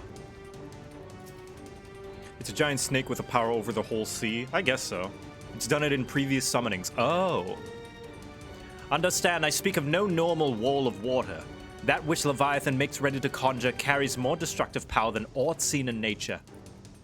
Enough to raise entire coastal settlements, if his last attempt is any guide. Oh, he has attempted before. Gotcha. We cannot suffer history to be repeated. Yet how in the seven hells are we to prevent it? If we meet Leviathan on the open sea, we put ourselves at the Primal's mercy. We must think of a way to face him on equal terms. The gods of this realm are vengeful beings. 'Tis of little wonder the Garleans fear their kind so. Though the mission ended in failure, I take solace in the knowledge that Minfilia is unharmed. That's nice. Had only we arrived but a moment earlier, but there is no time to brood over what might have been. Leviathan is returned, and we must needs find a way to deal with him. Giant surfboard time. Though our plight cries out for action, we must take thought. So long as Leviathan remains, this music is bumping.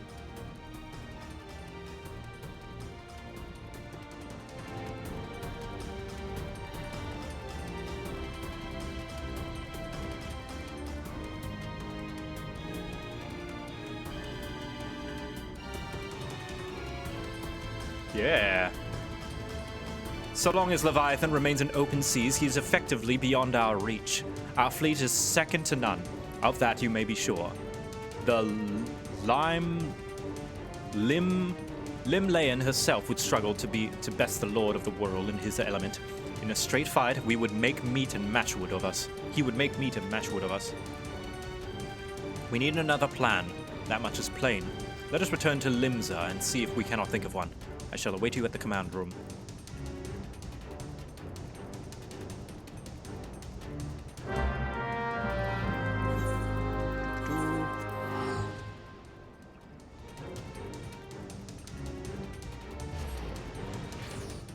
Limlian, the god of the sea. Oh. I guess that's what she names one of her ships.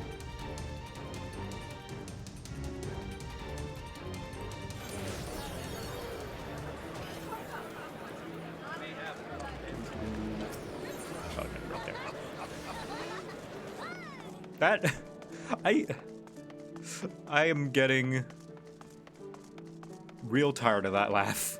The ha ha ha ha ha! Oh boy. You're expected in the command room. Pray do not keep the Admiral waiting.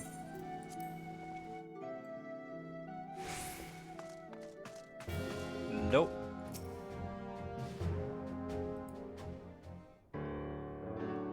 There used to be a hamlet beyond South Tidegate in western Lanosha. Hearthstone, it was called. Hearthstone? Some years prior to the Maelstrom's founding, Leviathan rose from the briny depths and set about unleashing watery hell upon us. Yeah, it's a default laugh when you're in crowds, the yeah. company of heroes put him down before he could do too much damage. But when the bastard came next, this time in the wake of the calamity, we were not so fortunate. Weary of ravaging our shoreline, he summoned a tidal wave which fair leveled Hearthstone and washed the soil away for good measure. The area was subsequently occupied by the Sahagin. Aye, the thrice-damned creatures transformed it into a spawning ground for their brood. Given the quantity of crystal stolen to feed him and his legion of thralls, we can be fairly sure that Leviathan is stronger now than in his previous incarnations. If that sea demon is left to wreak havoc, what befell Hearthstone may well befall a larger settlement, even Limsa. That cannot happen. The primal must be stopped. I mean, yeah, that would be good. That was ever our objective, Admiral. But how are we to achieve it? The sea is Leviathan's uncontested domain. The ships of the 3rd Squadron could not close to within 100 yards of the primal, nor could their cannons pierce his defenses. I have read the reports, Master Thancred. Our warships may as well have been bloody pleasure barges for all the good they did. 7 hells! Is there no way that we might strike back? The company of heroes defeated Leviathan, having first lured him into an inlet, but we must needs contend with him upon the open sea. It will avail us little to consult past experience.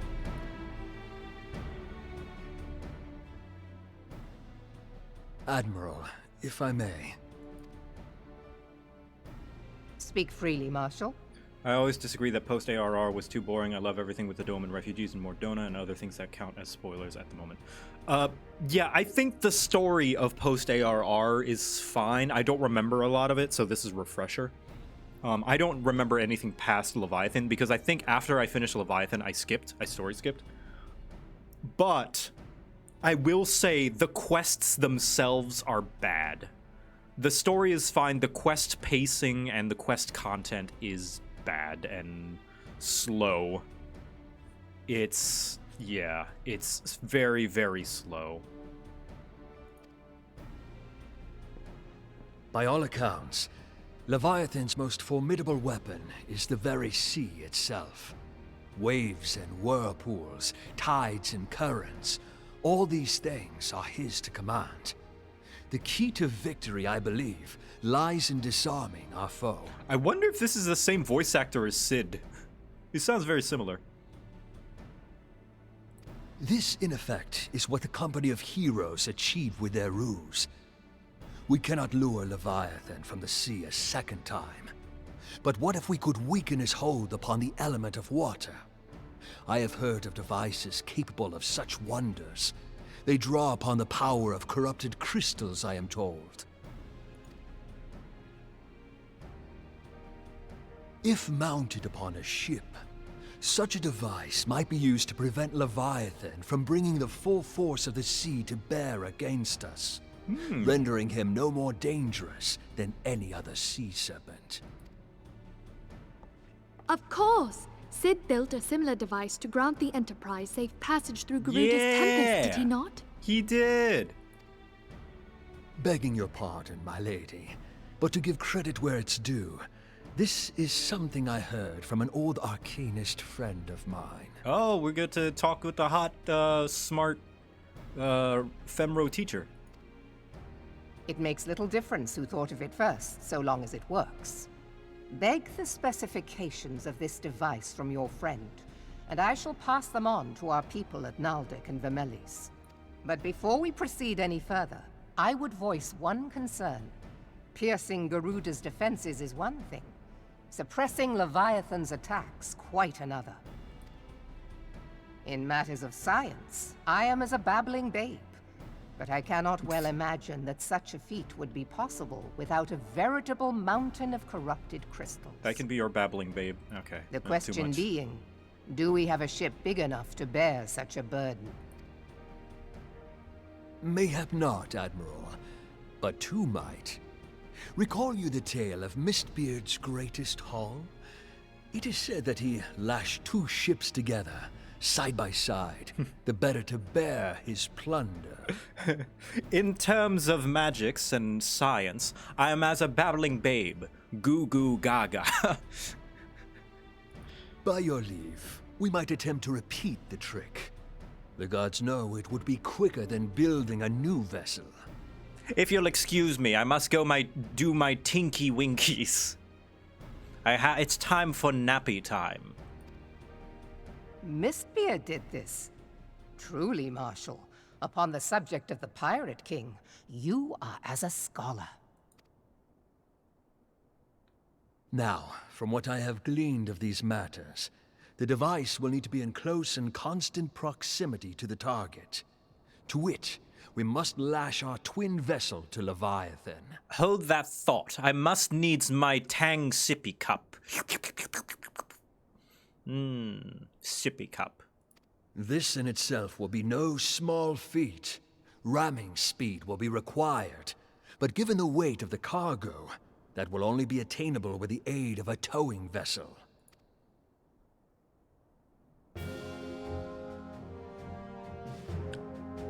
Just latch it onto my torso, and I'll swim us to the location. The task of piloting said vessel will entail considerable danger, and I would not ask it of another. I volunteer myself. No, I could pull it. I can be the pulley. I can pull the ship. It will be dangerous for all involved, but we have no better recourse. Very well.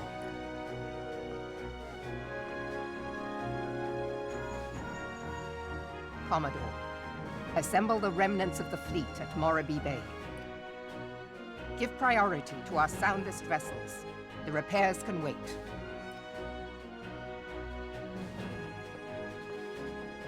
Storm Marshal Slafierson, command of the operation is yours.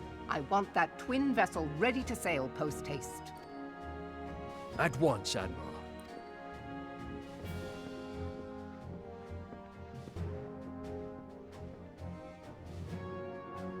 And then there is the small matter of slaying the beast. The fate of Limsolominsa rests upon your shoulders once again. Go well, warrior of light. Can we have dinner after? We can go out for frozen yogurt. You know, have you ever had coffee biscuits? You see, they serve them... Oh shit, they don't serve them here. Well, they serve them someplace else, and you can dip them in little, like, cocoa drinks, and then the coffee biscuits, they get all squeegee.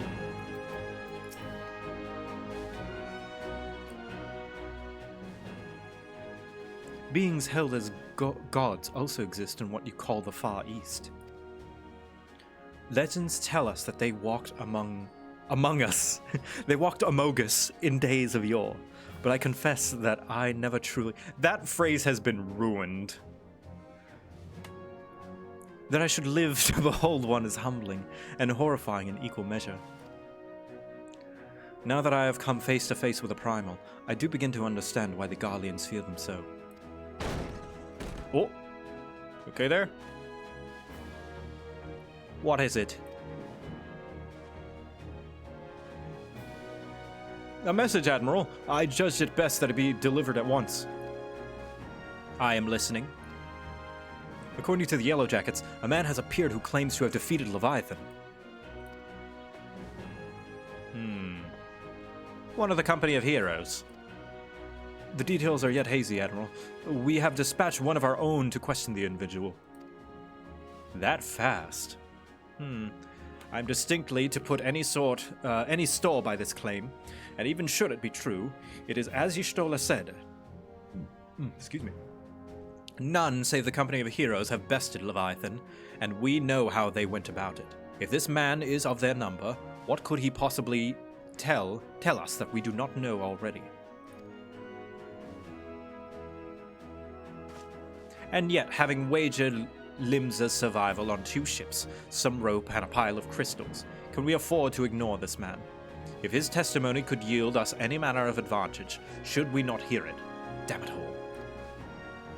The twin vessel will soon be ready. We have no time to wait for the Maelstrom's report on this supposed primal slayer's claims. Victor, seek him out and learn what he knows. At the very least, it will spare you the torment of waiting for the reckoning in idleness. You got it. The man you are looking for is believed to be a resident of the Grey Fleet in Lower Lenosha. The storm private sent to question him should already be in the vicinity. May your journey prove fruitful. Okay.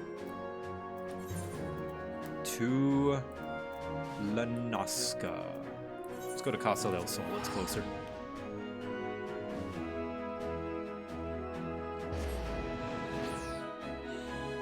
trying to get Victor out of the office for being down bad. Ah, come on. Just a little bit of thigh crushing. Just a bit, as a treat. Understandably not so. Well, a no is a no. But one can dream. I get it. I understand. She's got a city-state to run. She's got an entire fleet to manage and maintain. Business comes first.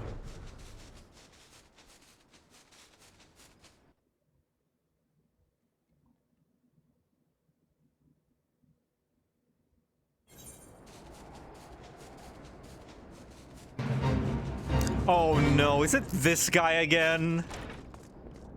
Oh my god. Tracked him? Oh shit. Now look here to you. You'll have your bloody story right after you carry those sacks of grain over the mill. But sir, that's what you said before you had me pick those oranges for you, and before I mucked out the chocobo stables, and before I rolled that stone mill over the mill, and also before... The millstone, sorry. Godsman, I've worked 3 days straight without a wink of sleep. 3 days! And do you hear me complaining? But I suppose some of us just ain't made for the rougher stuff. Alright, I give you what you want. Never let it be said that old Tractum ain't a generous soul. Now, pick up your ears, because I won't be repeating myself. Too modest, see? Besides, there's only so much epicness a man can take in one sitting, you keen? Ahem, the tale of Tractum's epic victory over the dread primal Leviathan. Now, Leviathan is huge, make no mistake. To give you an idea how big each of his scales is about as wide across as me members long. You don't need... gross. And that's no mean feat, let me tell you. Oh, he means his arms. He means his arm. Okay, all right. I thought he was talking about his penis. Okay. When I fought him, I could barely see for all the brine he was pelting me with. Must have been a lagoon's worth at least. He even knocked me trusty axe out of me hands at one stage. Of course, that proved to be a grave mistake. Yeah, his phrasing is very important. Listen. Well, what happened next? Why, I grabbed him by the tail and tied him up in knots, but not wanting to take all the glory for myself. I let me mates in the company of heroes handle the rest. Like I said, I'm a modest as well as heroic.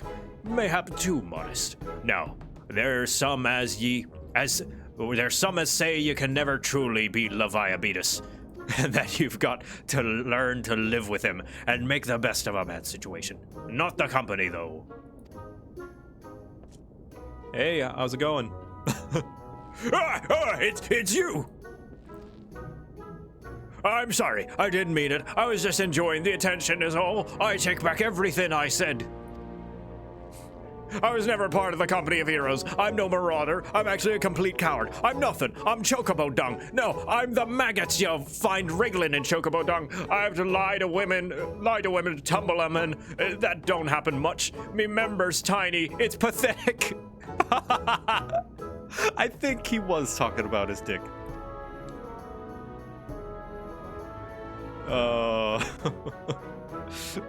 I sure as hell didn't fight Leviathan, but I have seen him with me own eyes. Yeah, now we know for sure he was talking about his dick. 'Twas a fair few years back when I was working as a baker's hand. I was shirking me duties one day, loitering about the harbor, when I saw it. A great big massive sea serpent, some malms off the coast, with a fleet of galleons make straight for it, cannons firing. I was so bloody scared I soiled myself right then and there. I kind of love him. I hate him, but I love to hate him. Oh God, just remembering the days made me soil myself all over again. Okay, TMI, dude. All right, too much. You don't need to. All right. Hey, wait. If you're asking after Leviathan, I mean, it means you're planning to fight him, ain't you? Well, take care. He really is terrible. Dreadful, I tell you. If you're not careful, you'll end up in his gullet or at the bottom of the sea. Why, you worthless, lying whoreson! I can't believe you made me handle chocobo dung. All right, we have it on record. He said it himself. Tractum's penis is tiny. Victor, this is Minfilia. Were you able to learn aught to use against Leviathan? I beg your pardon? Leviabetus. I see. That is unfortunate. At any rate, I have tidings for you. The twin vessel is now complete. We await you at Morby docks. Pray make your way here as soon as you are able. We must defeat Leviabetus.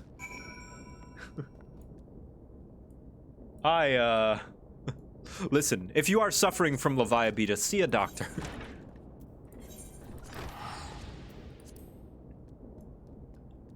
What the heck? That is Mario. What? Are you playing Triple Triad? Tall Femro Mario playing Triple Triad. Huh. Alright. Okay.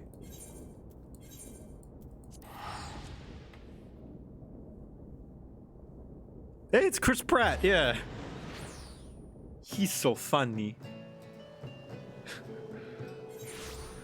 Good boy. Why wasn't this fellow in the cosplay competition? So, we didn't do the cosplay competition yet, and I delayed it because I had other plans, for example, Halo Infinite. But that will for sure be happening this coming Friday. So, I mentioned last week that I would be doing a glamour contest, a Realm Reborn themed glamour contest, but I felt like I didn't have enough time. What was going on. But I think I'm gonna dedicate the whole stream to that potentially.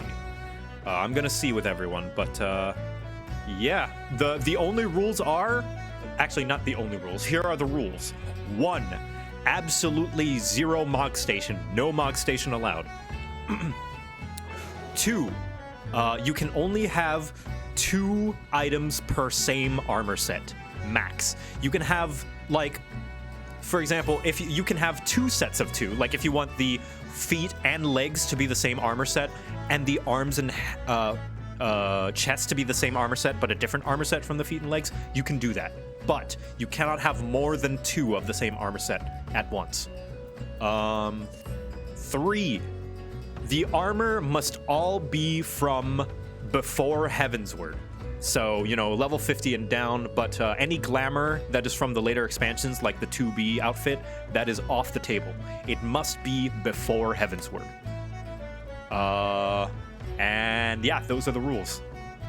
So try your best to make your best ARR glamour, and we will be doing a glamour contest next week on Friday.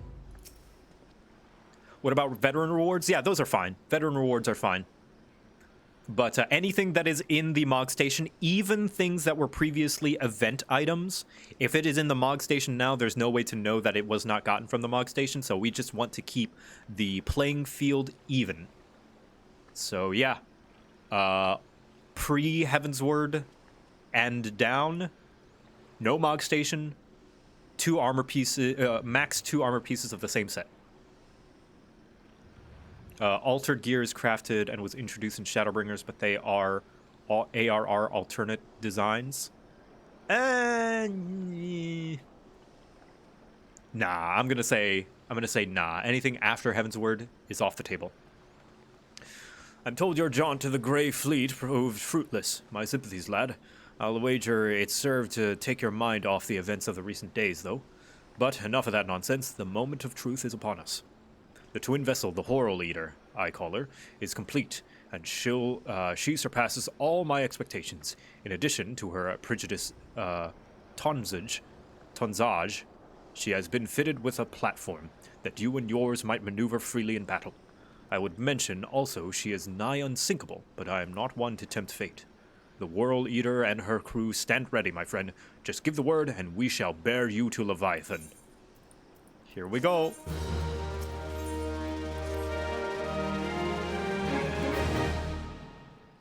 Ah, I know that look. You are ready. What about gold saucer things?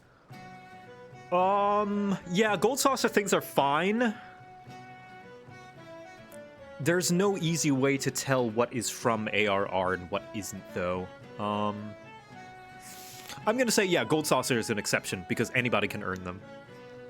Yeah. Having been constructed in some haste, the World Eater may not be pretty, but I assure you she is capable. Are you allowed to use classes that aren't from ARR, but can be low enough level, like Dark Knight and such? I don't know yet. Put a pin in that. I think I'm going to decide over the course of this stream.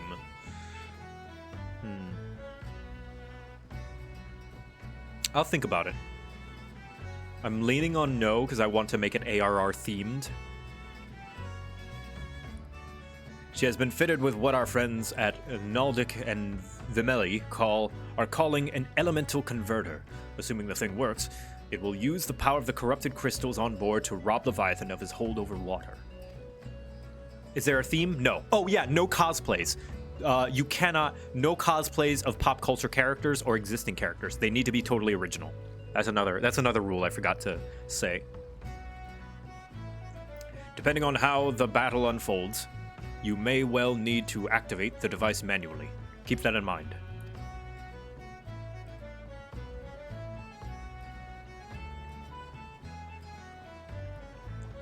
It is suspected that the Sahagin and their thralls will attempt to come to Leviathan's defense.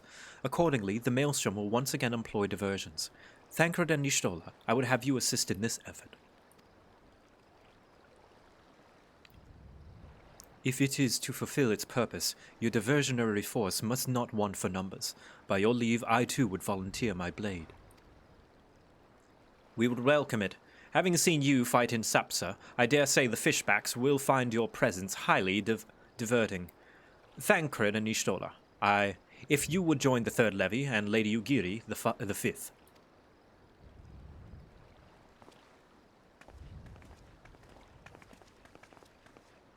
But what words have I for a man who has made a sport of slaying gods? Only these. Go warily, for the sea is an unforgiving place to wage war. May the navigator guide you through the storm, warrior of light. So primal cosplay is not allowed? I'm gonna say, if you want to make your glamour primal themed, I think that's okay. I think that's okay, because, like, you can't exactly look like the primals. But I say making it primal themed is fine. Both cool, edgy, and casual outfits are welcome, or is it supposed to be a combat focus? Anything at all. There is no theme to it. It's just something original. I would echo the Admiral's sentiments and add a few words of mine own. Know that we all have the utmost faith in you, Victor. May the crystal bless and keep you.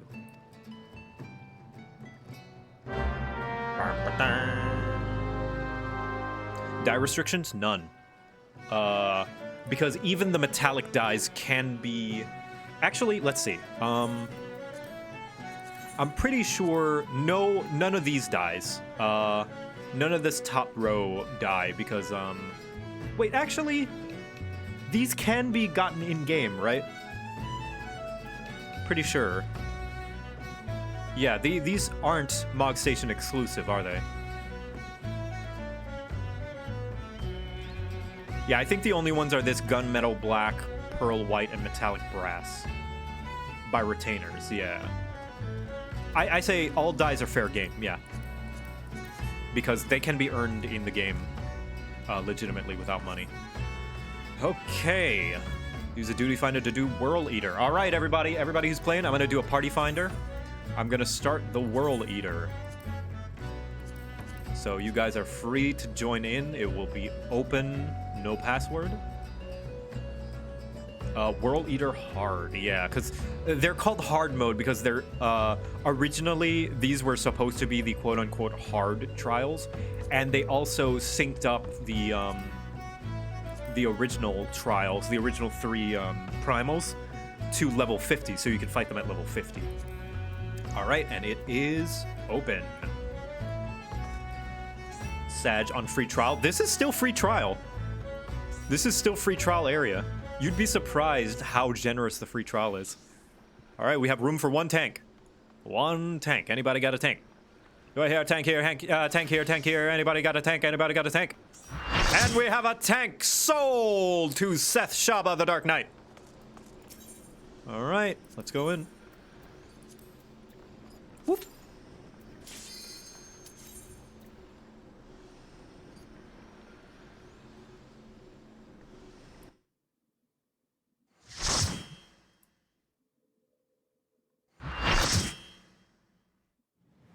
Here we go.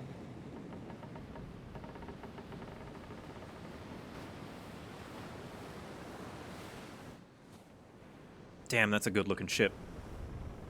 Oh, that's the ship in Limsa. Wow, we're actually seeing it sail.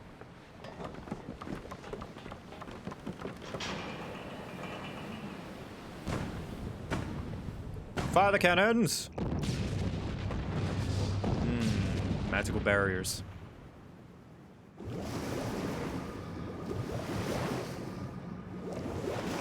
Ooh.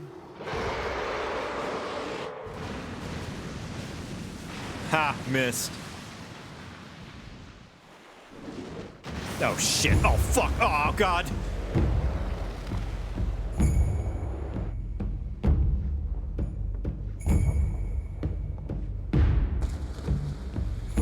Yeah, get the hell out of here. I'll be all right.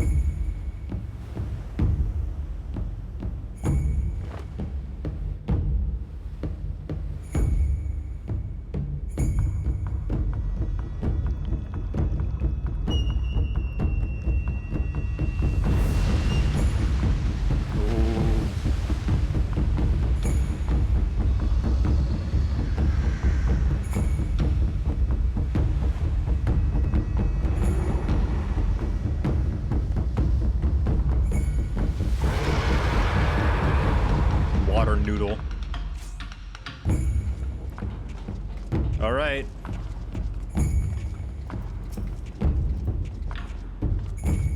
Oh my gosh, is that Mario? Holy crap, it's Chris Pratt. Look at that. All right. Oh, okay, we're just going in? Oh no, are we?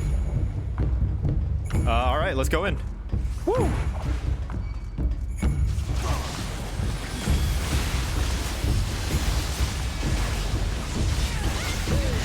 Go.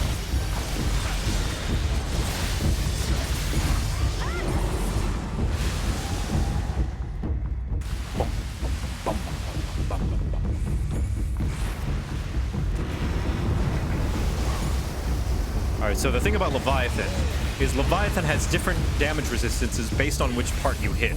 So, ranged attacks will be bounced, ranged physical attacks would be bounced off by the head, and I think magic attacks are bounced off, yeah, by the tail.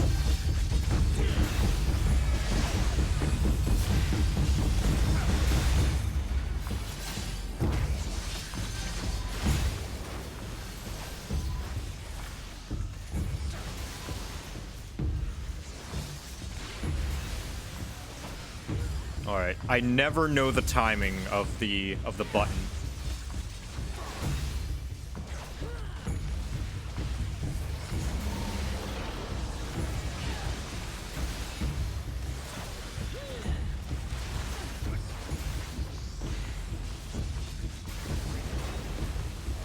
So you're telling me to chop the tail? Oh yeah.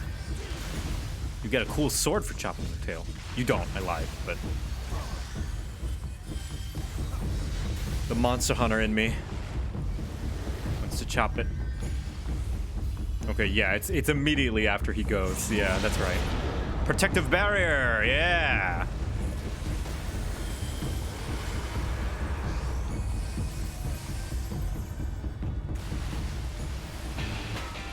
Yeah.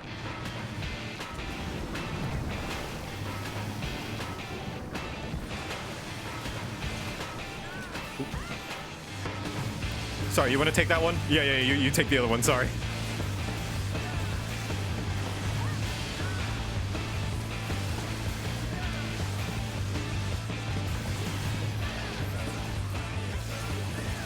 Leviathan, Leviathan, Leviathan, Leviathan.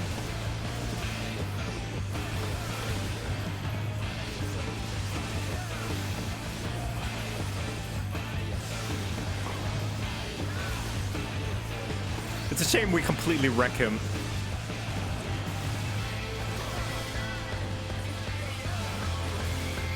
And it's over.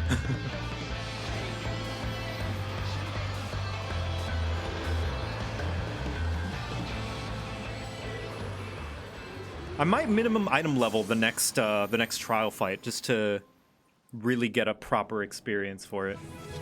Easy. All right, thank you everybody. Oh my gosh, is that Noctis Final Fantasy? Whoa, Noctis Ignis Noctis. That's his name, right? Dude, I love your movie. Oh, thank you everybody. Thank you. You are all wonderful. You are all pleasant. Yes, yes. Thank you especially, Chris Pratt.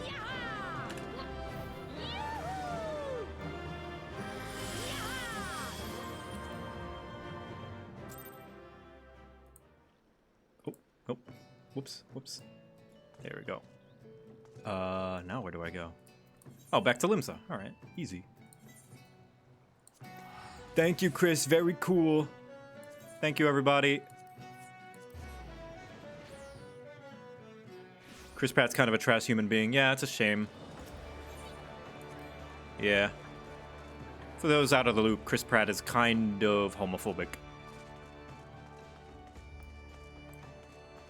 Not kind of, he is. Like, a lot. As in donating to organizations that actively try to do gay conversion therapy. It's fucked up.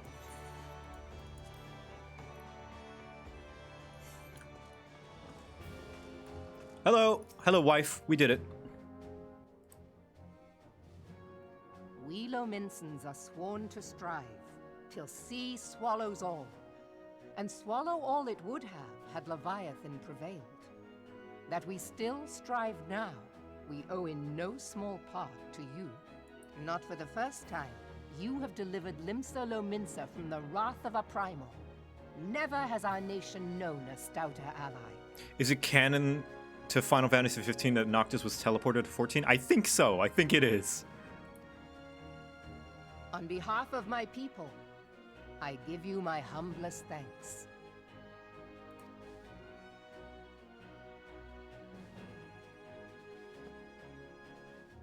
'Tis meet that I give thanks to old Mistbeard, too, for his fine solution.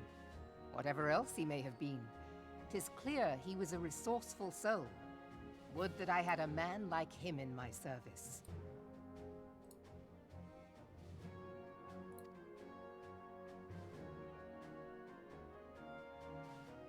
Before I set foot in these lands, I had no inkling that the people of Eorzea contended with such mighty foes.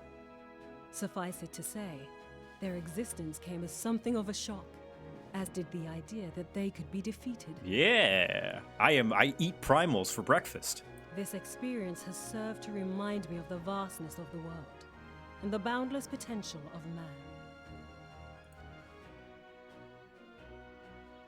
Though I am but a refugee in this realm, I would fain be of use to you in your fight. Know that I am tutored in one of the foremost combat arts of the Far East. It may seem outlandish to the Eorzean eye, but should any of your people care to learn, I would be pleased to initiate them. Yeah. And I will see to it that they are grateful. I have no doubt that your knowledge and skills will serve us well. Besides, your art is not so outlandish as you think. Would you not agree, Master Thancred? Yeah, no, of course I ate the primals. See, there's chili pepper, chicken wing, and chicken nugget. Naught escapes your searching eye, Admiral. Few are privy to this information, but Limsa Lominsa is home to a certain secret fraternity. Its members are trained in a form of combat not unlike your own.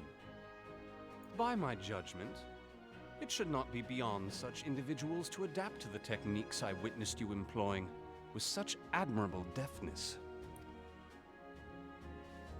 I am heartened to hear this. I too noted a kinship between your style and mine own, though it seemed to me that you fought differently in the beginning. He changed jobstones.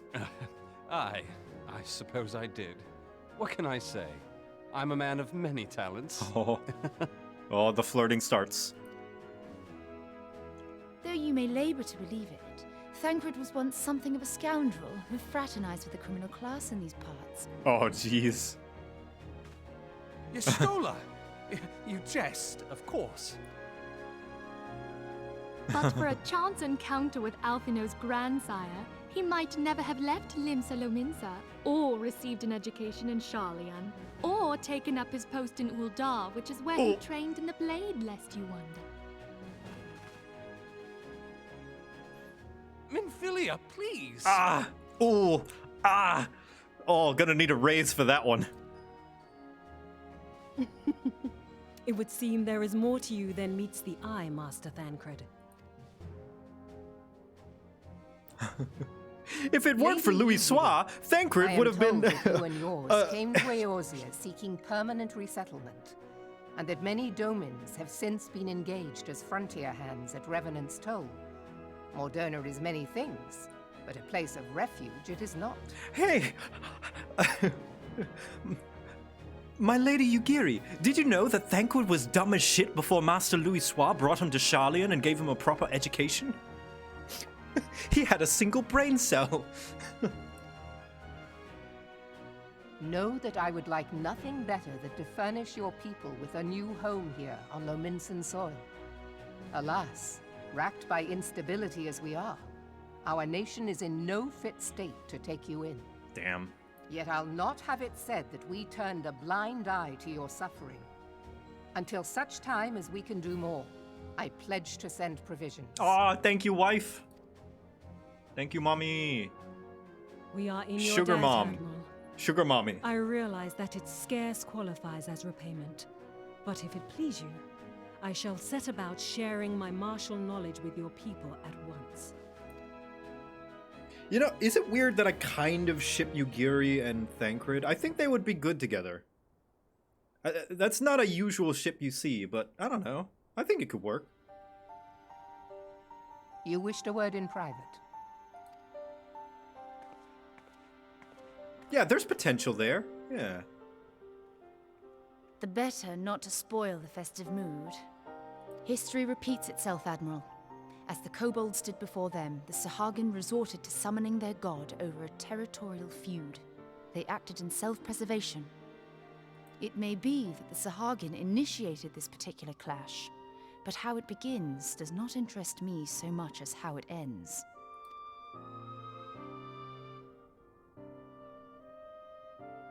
I have not forgotten our conversation, Y'shtola. I am aware that man bears part of the blame for the primal's existence.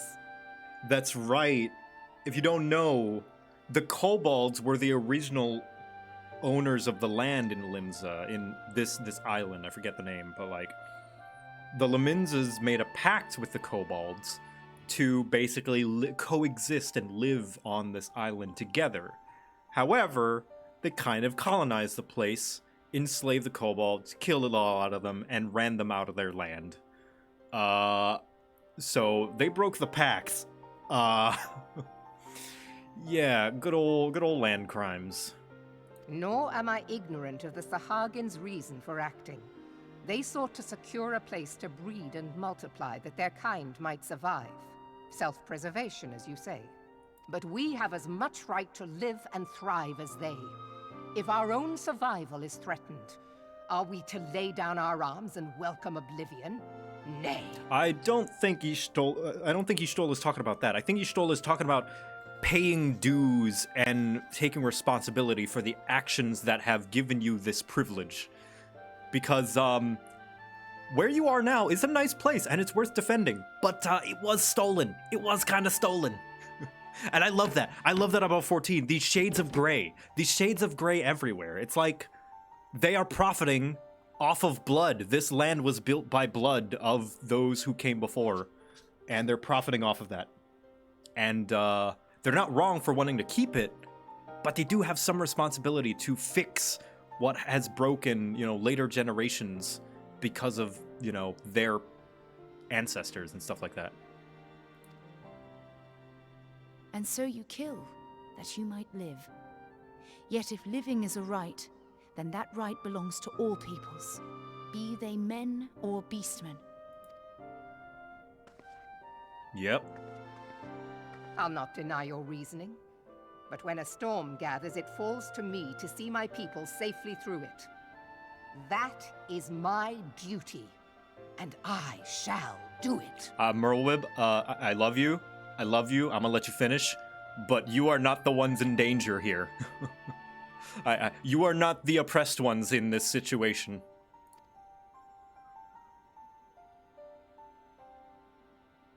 As must we all, Admiral. Stay the course, then. But know that it will lead to no good end. You are not the one who has to defend themselves from the oppressive Sahagin and Kobolds.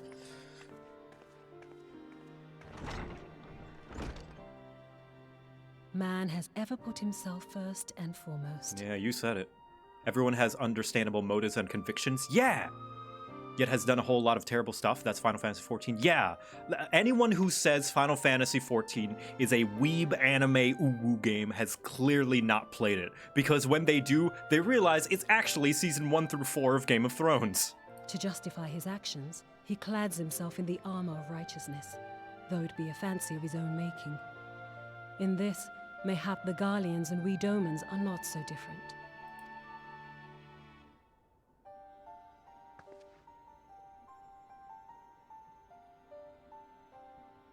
Eorzea has become as a raging sea.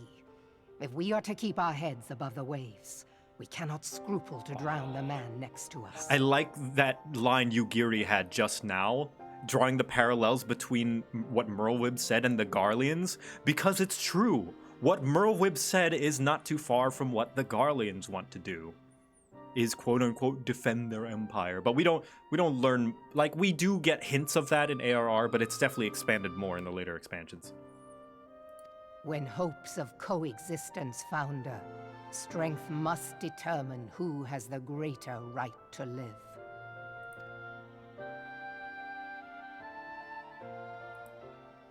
Sweet, I love you. Welcome. Welcome to the stream.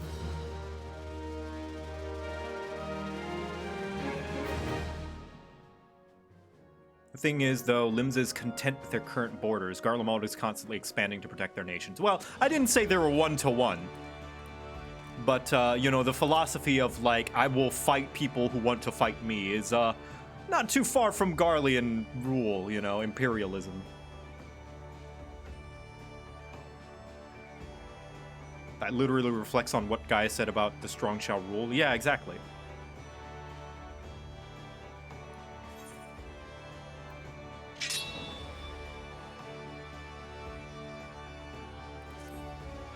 The Admiral has informed me of the arrangement. I have in my keeping a letter of introduction for Lady Yugiri. To the south stands a gate leading to a pier for smaller fishing vessels. Look for an inconspicuous Hurrian man there, and present the letter to him. He serves as a gatekeeper of sorts. So is he gonna quiz me a bunch of things on what makes a fishing boat a fishing boat? I've been lurking and playing Gartic Phone with friends for almost the whole stream. Aww. Oh, you were watching the whole stream? Aw, I'm glad. Now, before you go, I am obliged to remind you that the members of the fraternity to which you would be introduced abide in the shadows of Leminsan society. They value their independence more highly than pirates, and are united by a bond stronger than mithril, to which they are invariably wary of new faces. Though it be penned by the Admiral herself, mere words on parchment will get you only so far into their confidence. You must work for every ounce of trust they place in you. But here's the letter. Go to the aforementioned place and show it to the aforementioned man. Oh, and good luck. But yes, all this to say, although I condemn, that reasoning behind, or rather not the reasoning, but the unwillingness to acknowledge her privilege, I appreciate that flaw that Merlwyb has. I feel that is great that she has a character flaw, you know? She's unwilling to acknowledge that she is enjoying the privileges of living in this great land and defending it and owning it, as a result of stealing it from its natives, you know? And she's like, whatever, I live in this land now and I will defend it. And it's like, okay, yeah, cool, but, you know, to say that you don't have some kind of duty to the people that it was at a cost to, you know? Because it costed another people their land that this once was. And I think that's cool that they gave her that flaw.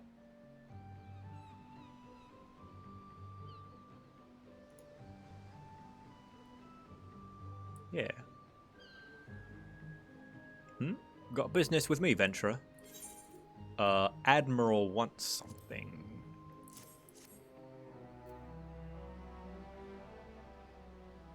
It's also a flaw in her character that isn't not outside of her character either. It's very reasonable to have her think like that. Yeah, exactly. She has pirate blood in her. She's got pirate influence. She grew up a pirate. Of course she's gonna think that, you know, land conquered is rightfully hers. You know? And she has people to take care of. She's not coming from a totally wrong place. Oh, you're the man the Admiral sent word of. I was hoping I might catch a glimpse of Thancred, too. Been a while since I saw his shite-eating grin. But what with the old doe-eyed wenches about, I expect he's got his hands full. Oh, this is Thancred's old crew.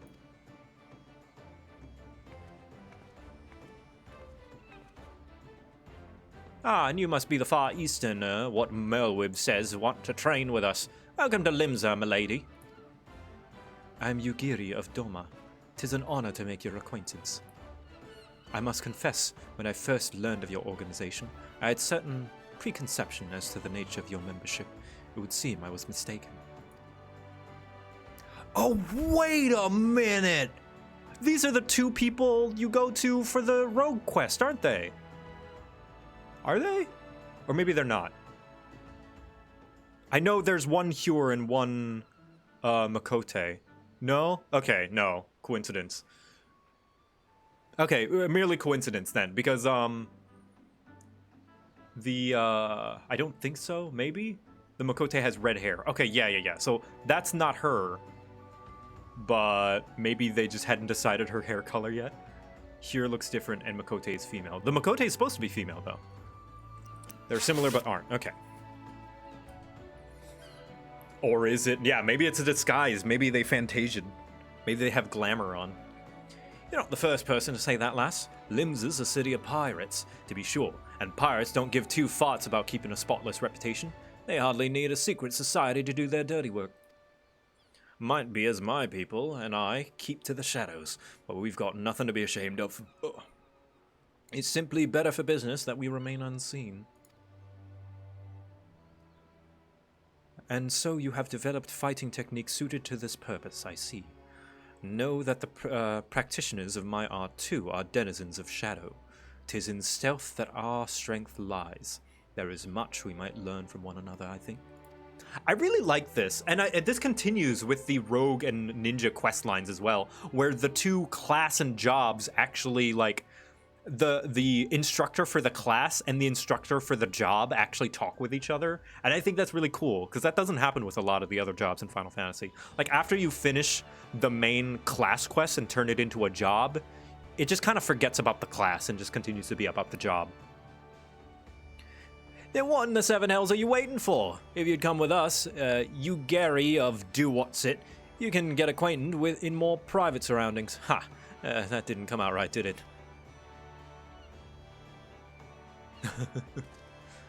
Master Victor, I shall remain with these people for a time, that I might study their ways.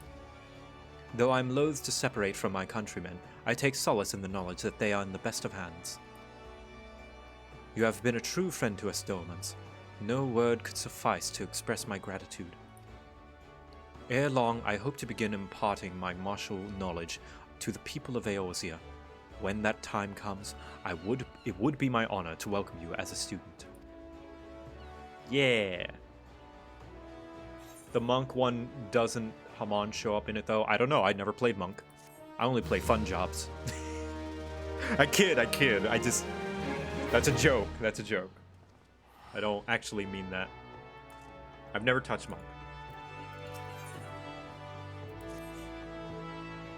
Much more has occurred since before I...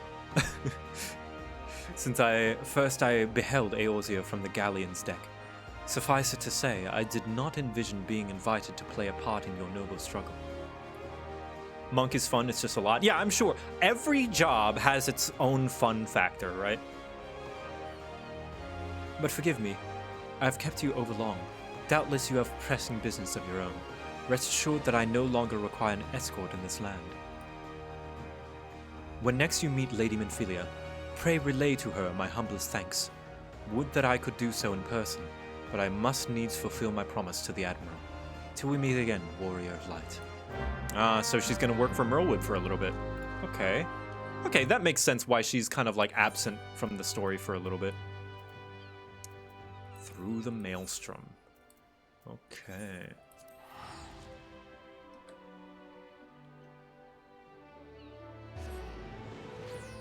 Let's see, ARR quests. Let me see how close I am to the end of this. 7th Astral Era. There we go. Yeah, so I think this is the end of part 2. Maybe?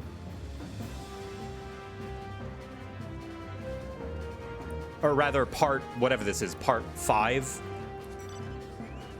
This is probably the end of part 5, and then we go and start part 6. However, what I want to do, since this is the end of this A Realm Reborn segment, it might be a good chance to restart the Crystal Tower quests.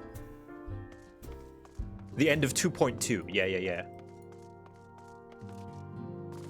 What I mean is like part 6 of the New Game Plus chapter. It says part 7 in the stream. I mean part 7 of my stream series, not part 7. Listen, it's confusing. Sorry, I've been adding in a bunch of stuff. You have to do those to continue at some point? Yeah. I have been reflecting upon the events which took place during our visit to Vilbrand. There we go. If you have a moment, I would share my conclusions with you. Please, bear with me. When the Sahagin Elder summoned Leviathan, he employed the power we have come to know as the Echo. Though I cannot well explain the how of it, it would seem he became immortal in so doing. Right, at least somewhat. When the Admiral subsequently slew him, his spirit emerged from his lifeless flesh, a consciousness shorn of physical form.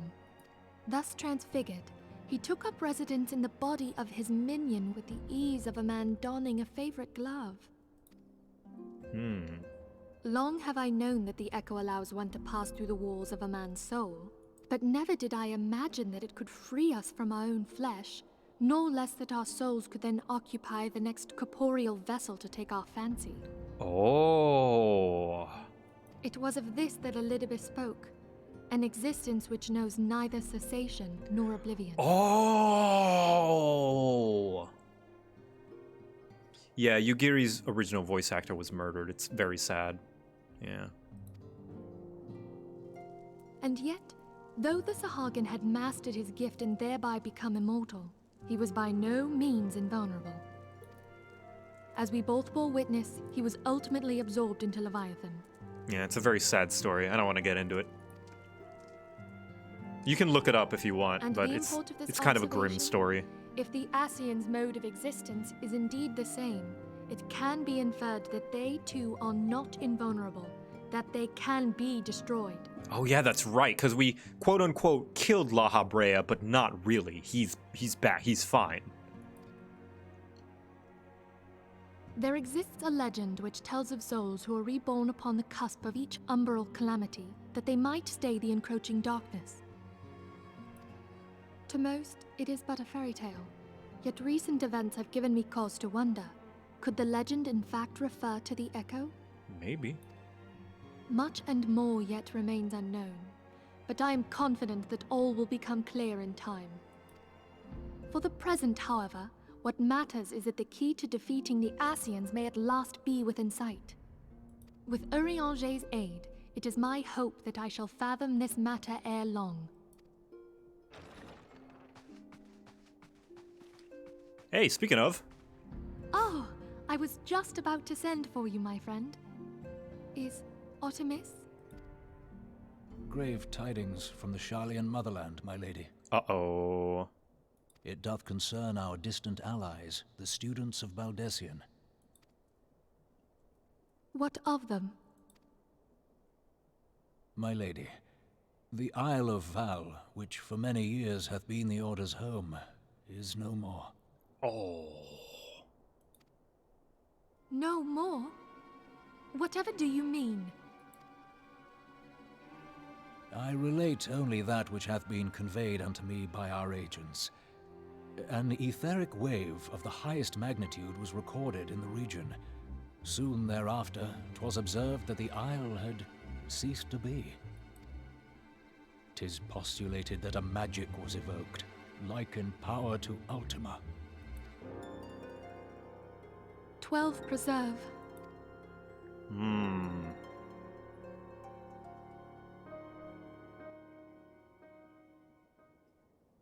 All right, Syndicate, what are you up to? If there are no other matters, I move that today's meeting be adjourned. The island was just nuked? Sounds like it.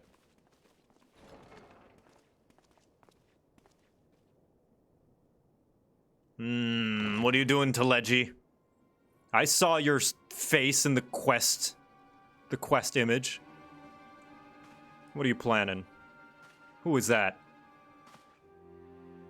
It is done, my lord. I... Forgive my impertinence, my lord, but these orders, I am uncertain as to what end they serve.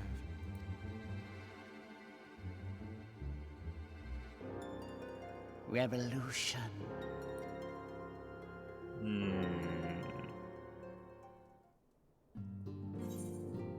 Okay, huh. What is that Popato plotting?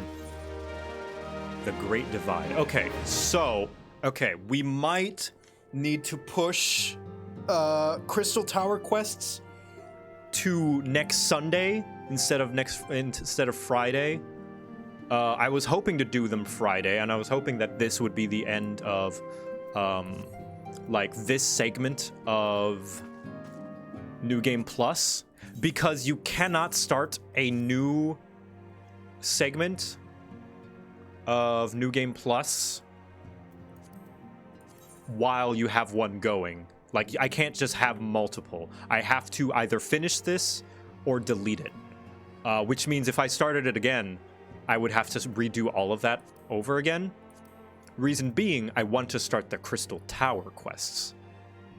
However, I need to find a good end point for Part 5. I'm currently on Part 5 of A Realm Reborn.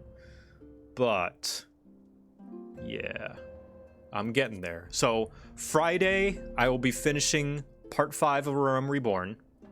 And then we will do the Glamour contest right after. And then, Sunday, we will be doing the Crystal Tower quests. Yeah. In the meantime, I think that's a good place to call it. I got D&D in an hour. Thank you guys for coming to watch. This is lots of fun. Lots of fun today. I'm going to find someone to raid. Thank you again for joining me. Let's see. Who's online? Who is online? When's the contest? It will be Friday. I will be posting on social media and YouTube and Discord and all that good stuff to put all the detailed rules and stuff like that about what you need to do to join it. But yes, that will be loads of fun. Let's see, who do we raid? Let's raid the Mercs of Mischief. They're playing D&D right now. Let's see. Yeah, these are some cool pals. I played D&D with these guys a couple of times. And one of the players will actually be participating in the Glamour contest. She's playing as Lilith. She's known as Dipper Dog, and Puck Lord of Chaos is the DM.